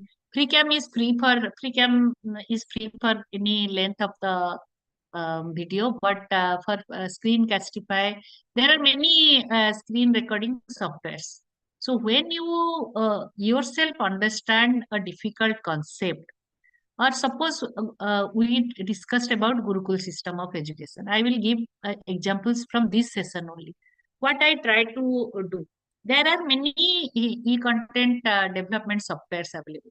One of the major aim or objective of this program is to make you aware about those softwares, and if possible some hands-on training. Okay, so what when the organizers asked me to take a 3-hour session, would you like to take? My first I thought I will take if at all e-content development I have to teach, then I will only go for a session. But if at all 3-hour session I am taking, then I must engage the teachers so that they themselves will develop e-content. Not that that they will be exposed to the softwares and they will not uh, implement it in their own teaching learning process. First and foremost thing, to develop a good e-content, these are the few points I have listed, but you need to give something that is not available for your students, keeping those students in mind, those who needs little bit of hand holding. Because those who are front benchers and those who are very blessed students, they gifted students, they will find their own OERs. But those who need little bit of handholding, even if the OER they will not understand, even if what Chat GPT says they will not understand, there a teacher comes to facilitate learning. Okay, so whatever e-content you make, you just first of all open an YouTube channel, then you just uh,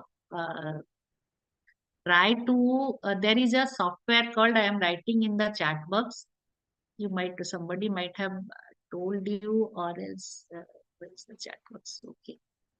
We came across OBS, PowerPoint 365. With that, we have made some videos, ma'am. All the participants we have made. There is a software called Plutagon. Okay. There you please search about Plutagon, and there you can make cartoon films yourself. You write a script, and you can design your own character, like whatever color of the skin, hair, and specs, etc. You design your own character, Plutagon, and you name them and you save them. You can download this. This is a free software. You can download it and try and search about this Plutagon, and you please send the link. Link is, you search in Google. Just a minute, madam. Just let me see.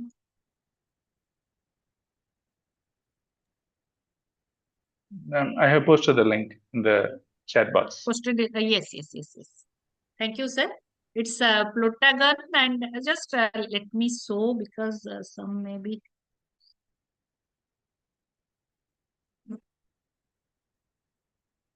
It's a desktop app also. There are some sample also. It's a mobile app. Let me just show you some videos. There are enough step-by-step videos. And if you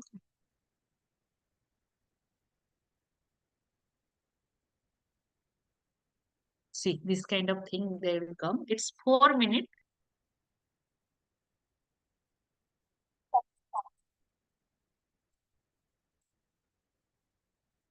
One minute.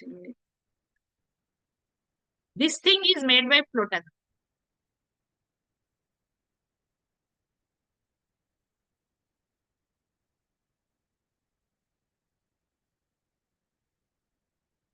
No, these are the tutorial. But what I want to show you is, this kind of this character. You can imagine yourself. You can when you enter a character, it will ask you thin or fat. Then what kind of clothes you want him to wear. It's like With a WhatsApp avatar. Yes, of that. But you can create, and there are in the paid version, there are your own voice will come. But you go for the free version, then they will it will be a machine generated voice, but male female voice are there. If you have two male characters, it will, you name them, and they will have different voices. So that way you make small videos. Please try to prepare small videos of for 1 minute. You try to do this, you will enjoy yourself, enjoy explaining the concept. And more important thing is, once you made it, is forever. You can edit and you make it more effective, more interactive, but these things are forever. Once you make this e-content, this is forever. Okay, so everybody, please, you make your own YouTube channel and start uploading small videos. One thing, as I told you, many of you might have told you, that you will record on the screen whatever you are saying. Then you prepare your script. You can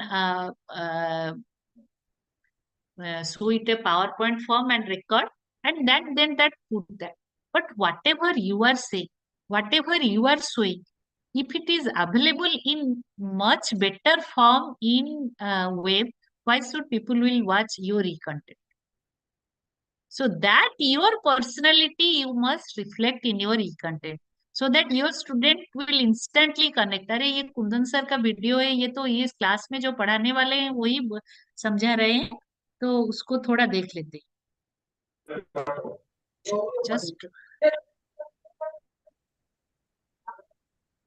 Just 1 minute. Sir, I am in the middle of a session. I will call you. Please call me after 2:30. Okay, so these are the characteristic of a very good e-content. Next, when you prepare your e-content, there right now it is integrated. Every software is integrated with AI tools. Okay. There are see when we have sessions on content or AI tools, definitely one question come, sir, क्या teachers को AI component replace करने वाले हैं? In future there will be no teaching classroom. You yourself will answer that when you analyze what you do in a day. If anything is repetitive, definitely AI will replace that. But if it is not repetitive, AI can never replace that. People nowadays, every student use ChatGPT, Grammarly, and those ChatGPT has maximum influence on education. But crucial role of teacher, that is motivate student and then facilitate learning. These two things, if we can do, AI will never replace and do these two things. AI can never motivate any student or cannot facilitate learning. It will only show you something that you will have to watch and see. Modern technology has changed every aspect of our life. Also, education, it has to touch. Artificial intelligence in education have become a hot topic because we learn, we means our younger generation learn more quickly. So policymakers from all over the world have attached much importance to technology implementation in education. Even NEP says of use of rampant use of ICT at all levels, I have already told. But the real challenge is how to use technology. E-content develop तो कर लेंगे, बहुत सारे जरिया बता दिया, बहुत सारा सॉफ्टवेयर बता दिया, सब कुछ बता दिया, LMS भी बता दिया, पर उसको कैसे यूज करेंगे सो दैट आवर स्टूडेंट्स. देखिए आपको अगर एक लिविंग रूम दिखाया जाए, 5-6 बहुत अच्छे living room pictures you see, instantly you will connect. If your own living room or own drawing room or own bedroom, people will picture, you will see this is like me only, because there are some things which personifies you. Some things, मेरा इसमें एक lamp है, ये lamp यहाँ रहना जरूरी है, ऐसा कुछ कुछ तो है that I cannot see, you only can see. So whatever personal touch you can give, you develop that e-content only. Otherwise, if you just open YouTube and type a concept, you will get many videos out of that. Protagon, I personally find a very good software to develop small videos. If देखिए जो भी whatever software I tell you, definitely it will if you will practice only, then the use will be that will be more familiar to you. Suppose Google Meet, Zoom, Google Drive, PowerPoint, whatever it is, you only practice day by day. That year, that only you can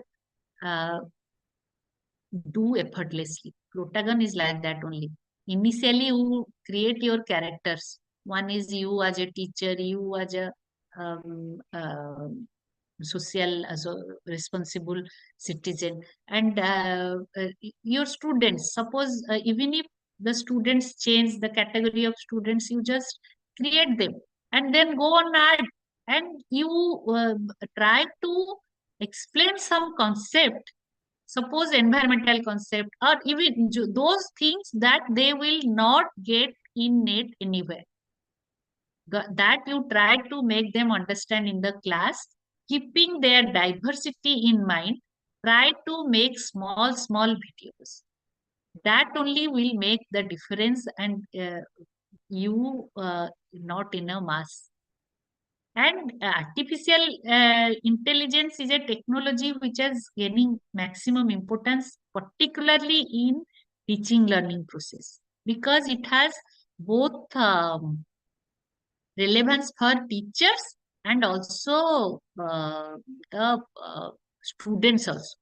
And we all are more or less, we cannot just escape. We more or less exposed to this chat GPT and just like, okay, these AI tools. And knowingly or unknowingly, Google Maps, Google Voice text searching, then Alexa, plagiarism checker, email, there are small spam filters, and online shopping search. Those are only artificial intelligence. Price estimation, Ola, Uber, and then your mobile lock by face recognition.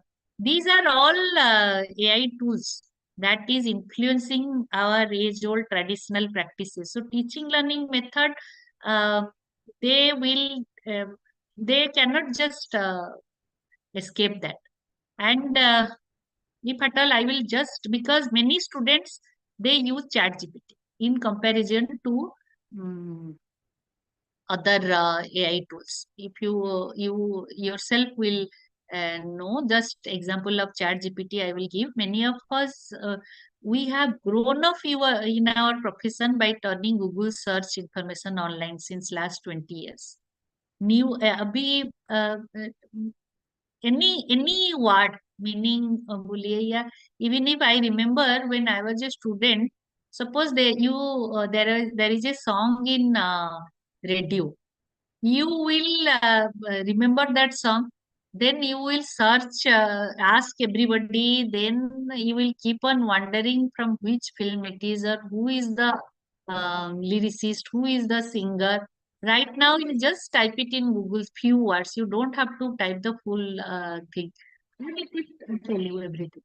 So we are so much, our generation of teacher is so much used to this Google, but Chat GPT is has clearly outperformed this Google. To it has it because it gives you uh, generative uh, generative searches rather than conventional. If in Google it will give you information, but Chat GPT will consult whatever information Google gives you, 4, 5, 6, 7 websites. It will consult those things and generate its own meaning by creative writing. It will give you what is the meaning, what is the benefits, what is the challenges, everything Chat GPT will give you, and that is why students are more used to Chat GPT. And one thing is, we need to understand as a teacher, while you generate your e-content, you must keep it in mind that AI is boon or bane. Proper use of AI, I think, just a minute, I need to connect my laptop to a charger, because to gain internet, I came here. Just 1 minute, just allow me a minute.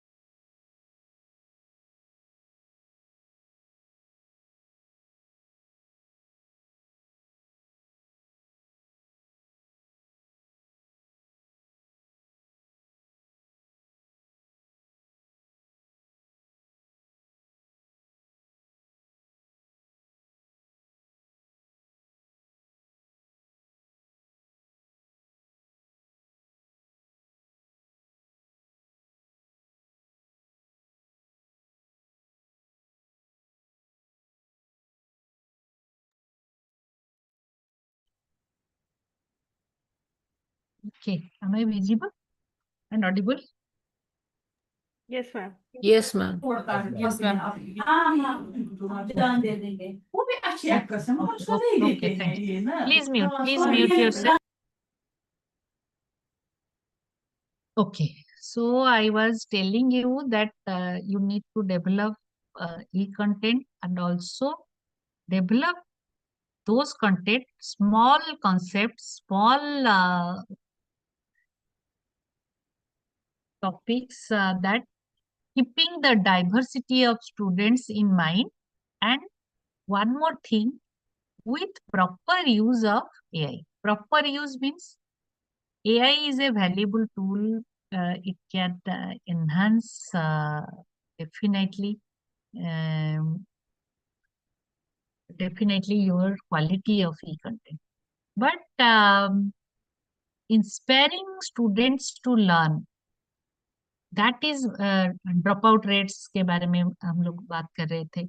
So you can see throughout my this tenure in this Teachers Training Institute, I have realized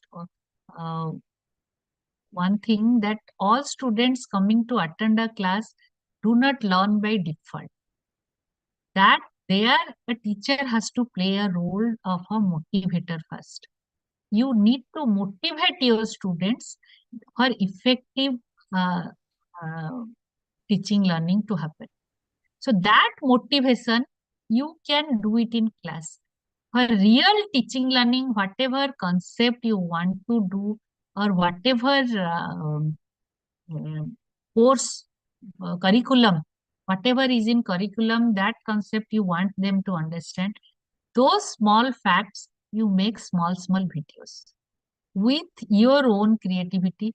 You can while preparing the script, you can consult whatever OER are available, and then you can generate you can integrate with proper ethical use of AI. That way you will get a very good e-content. And as this is what AI timeline I have tried to just figure out, that when AI first was integrated with teaching learning tools, it was just basic AI tools. Then it became more sophisticated. Then it is now integrated with teaching learning. Anything you say, you ask the students to write something, they will go and type it in ChatGPT. You can know, even if a birthday wish or simple wish or simple status for WhatsApp, they type in ChatGPT and they write it, AI generated.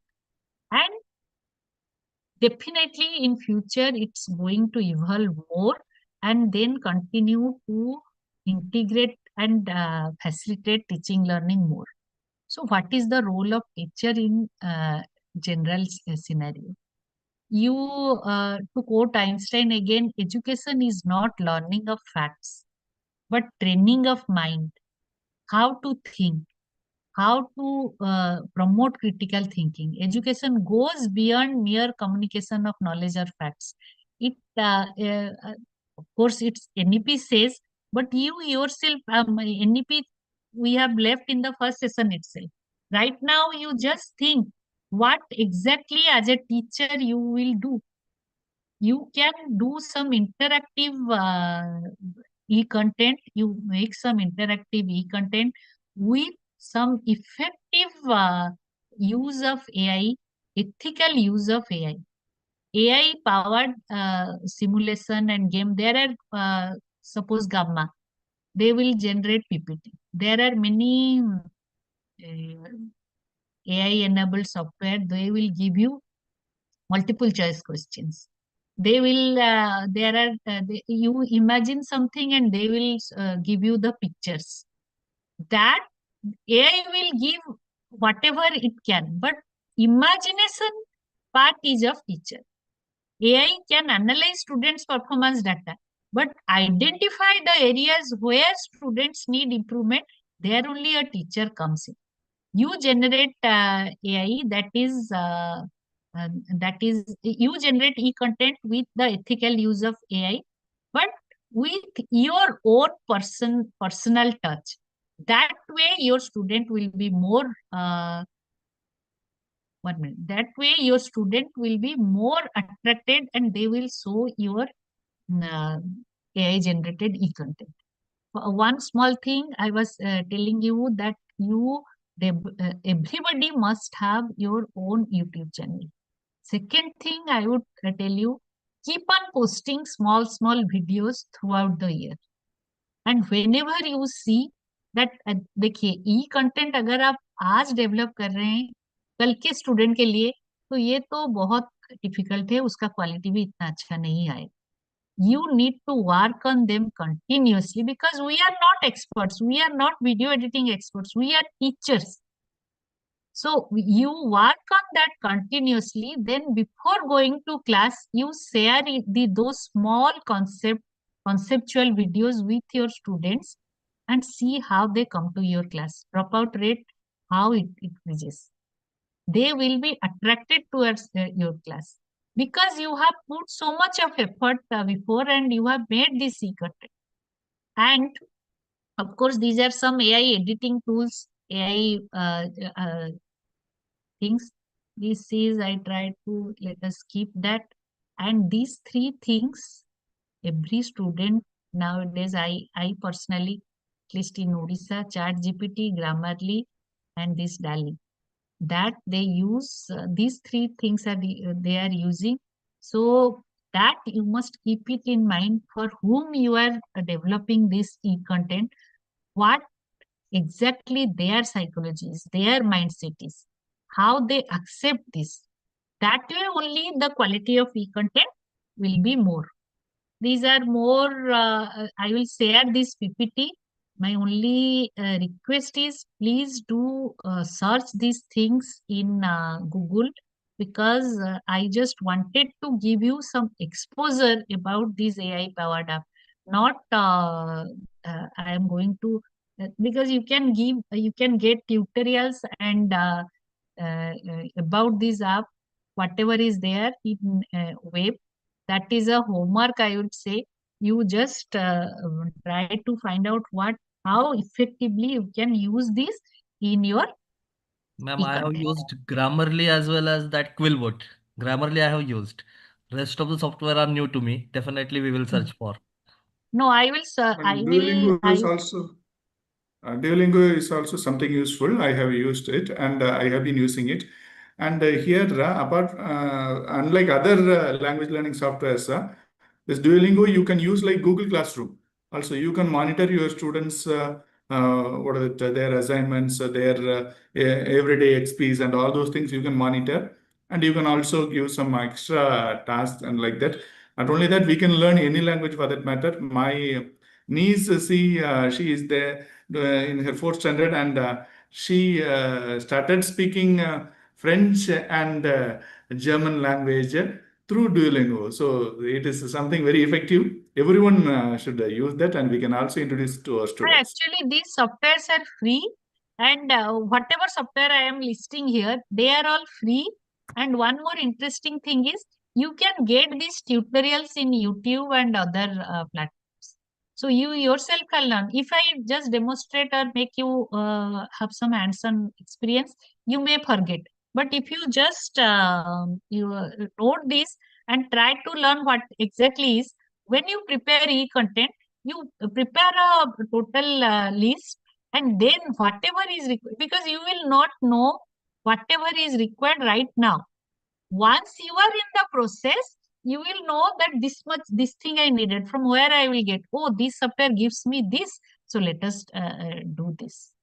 Okay. And another thing is this. There is some I probably did not realize and have not written. There is a mobile app of Government of India called Bhasini. I am writing in the chat box, because that when I share this PPT, you will not get that. Yeah, ma'am. We came across that app in the last sessions, and it is Yes, yes, converting yes. the language into 22 languages, Indian languages. Yes, Bhasini. Yeah, ma'am. One is Bhasini, one is Anubadini. This Bhasini is just if you are hiring a auto, you come to Odisha, there you hire a auto or something. You speak in Marathi or Tamil, and then Bhasini will play it in Odia.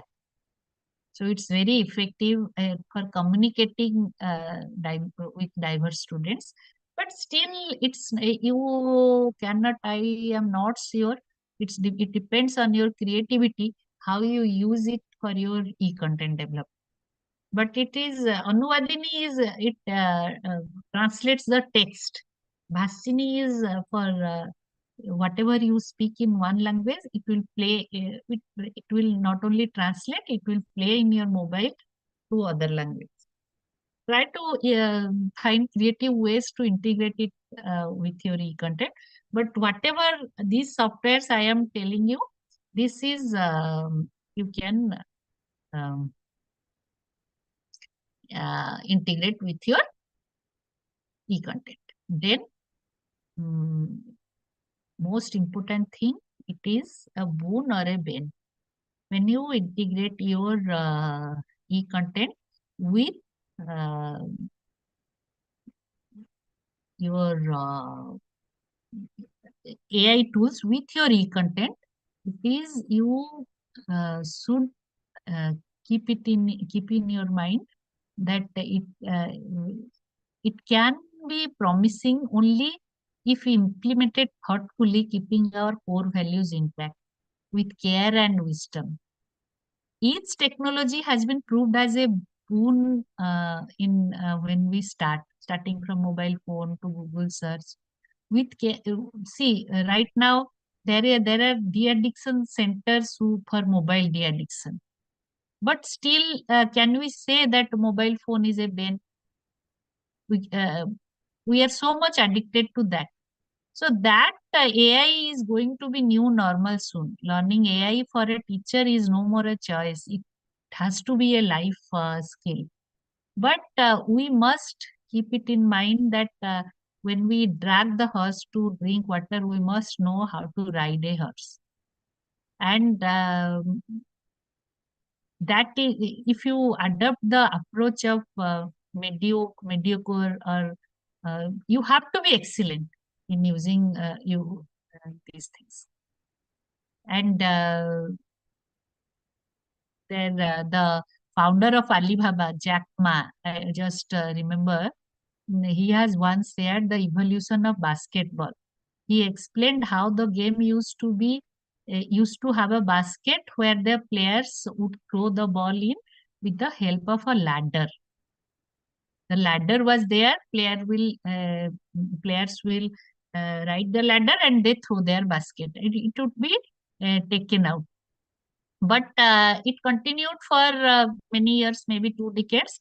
Then someone came with the aim of the innovative idea that why not cut the bottom of the basket, and then the ball will automatically it will become easier to recover the ball, because the basket were all closed. Each time you make a basket, then someone will go up with a ladder and then bring out that ball. So this innovation, this was such a simple trick, but it did not come to any of them for 2 decades. And there are also somewhere there who oppose this idea, especially those guys who were holding the ladder. They were worried that they will lose their jobs. But the benefit of new design ultimately won, and the basketball become more competitive and more engaging. And the guy who hold ladder, they themselves upgraded them to coach. So definitely AI is not a choice. We need to raise our bar. We teachers, whatever any monotonous and any repetitive thing, the guy holding a ladder will definitely lose their job to AI. But innovation and creativeness, if you infuse in your e-content or in your teaching learning process, this can be a boon. Many of us have grown up from our parents, from our teacher. We keep on. We have everything is too much of everything is poisonous. Sarvam atyanta grahitam. But limited, even a limited dose of poison is acts as a medicine, which helps you to heal. So limited use of AI, limited use of e-content, effective use of e-content will definitely facilitate our teaching learning process. Not that in your class you don't do anything, you just come, everything is I have put it on YouTube, you just see, and why should they see your YouTube videos when there are hundreds of better qualities video and better teachers are available? Anyway, so these two terms in the beginning, I was telling, if time permits, I will throw a little bit of light. Scientific temper is nothing but the logical way of thinking. And when you create an e-content, you must keep these things in mind. Keep your scientific temper intact and think critically. That way, that is the mantra, real mantra for creating effective e-content. Then let us end these sessions with this um, little activity for demonstration of critical activity, critical thinking. You have to join all the 9 dots, use 4 straight line without lifting the pen, and no dots should be left unconnected. Just 30 seconds we will have, because we have only 10 minutes left. 30 seconds we will have, then I will tell you.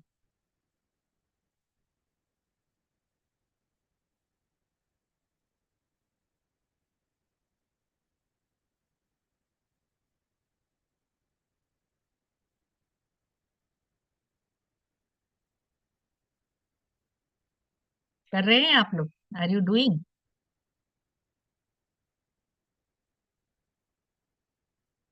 Okay.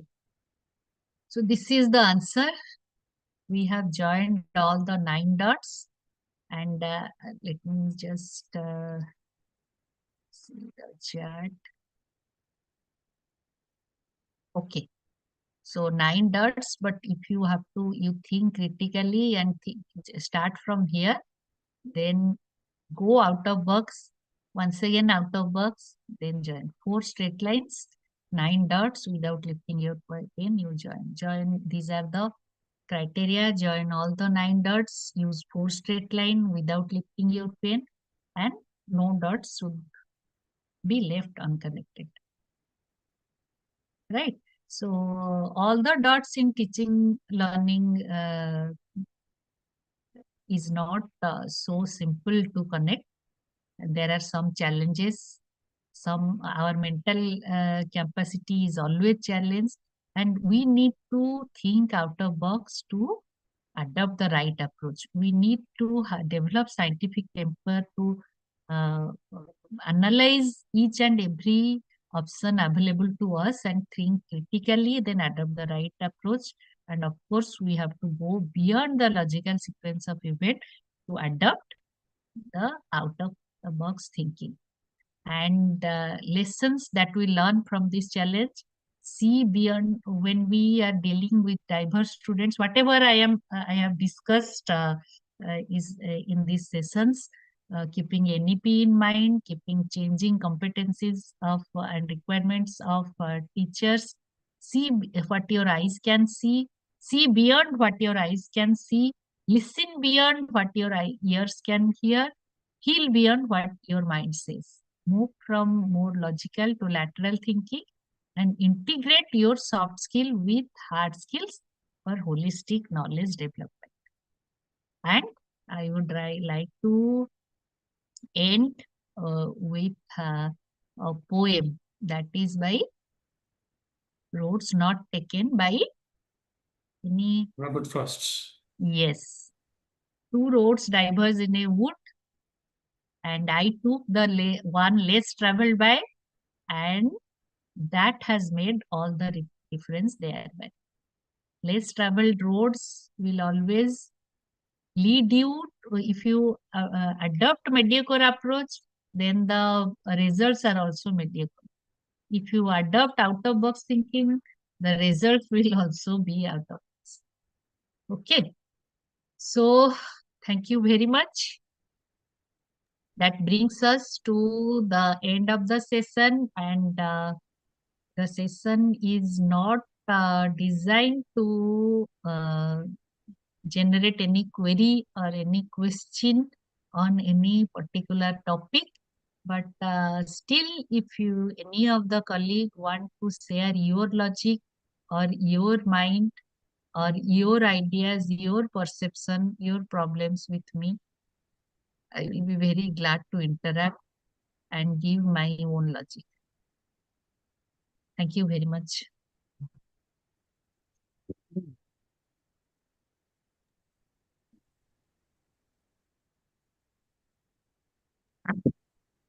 Thank you, Thank you. madam. We had a wonderful session. Yes. And yours was something which kindled our mind, and you have channelized our mind in a kind of or the integrated, as well as what traditional and individual talent should be there, and the advancements, modernity and tradition, everything put together. So it was a holistic kind of presentation. Thank you so much for this. Thank you, ma'am.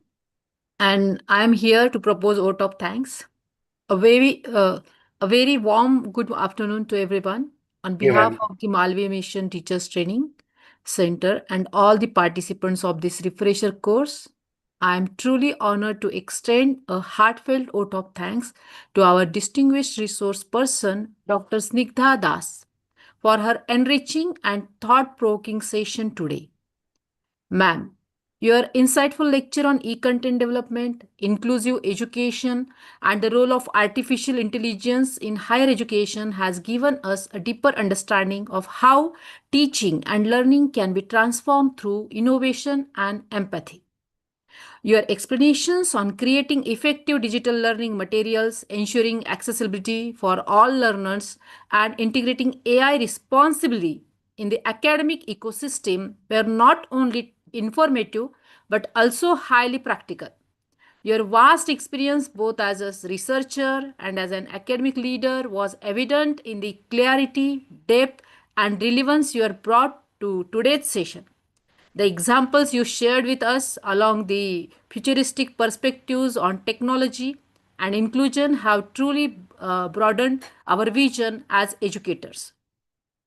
We sincerely thank you for taking time out of your busy schedule to guide us and inspire us.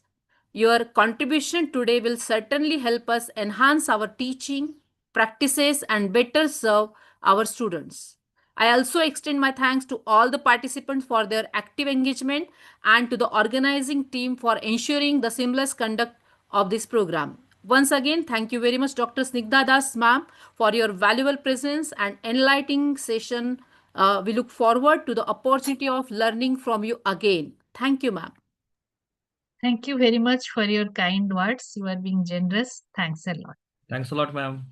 Thank you, ma'am. Thank you, Thank ma'am. you so much.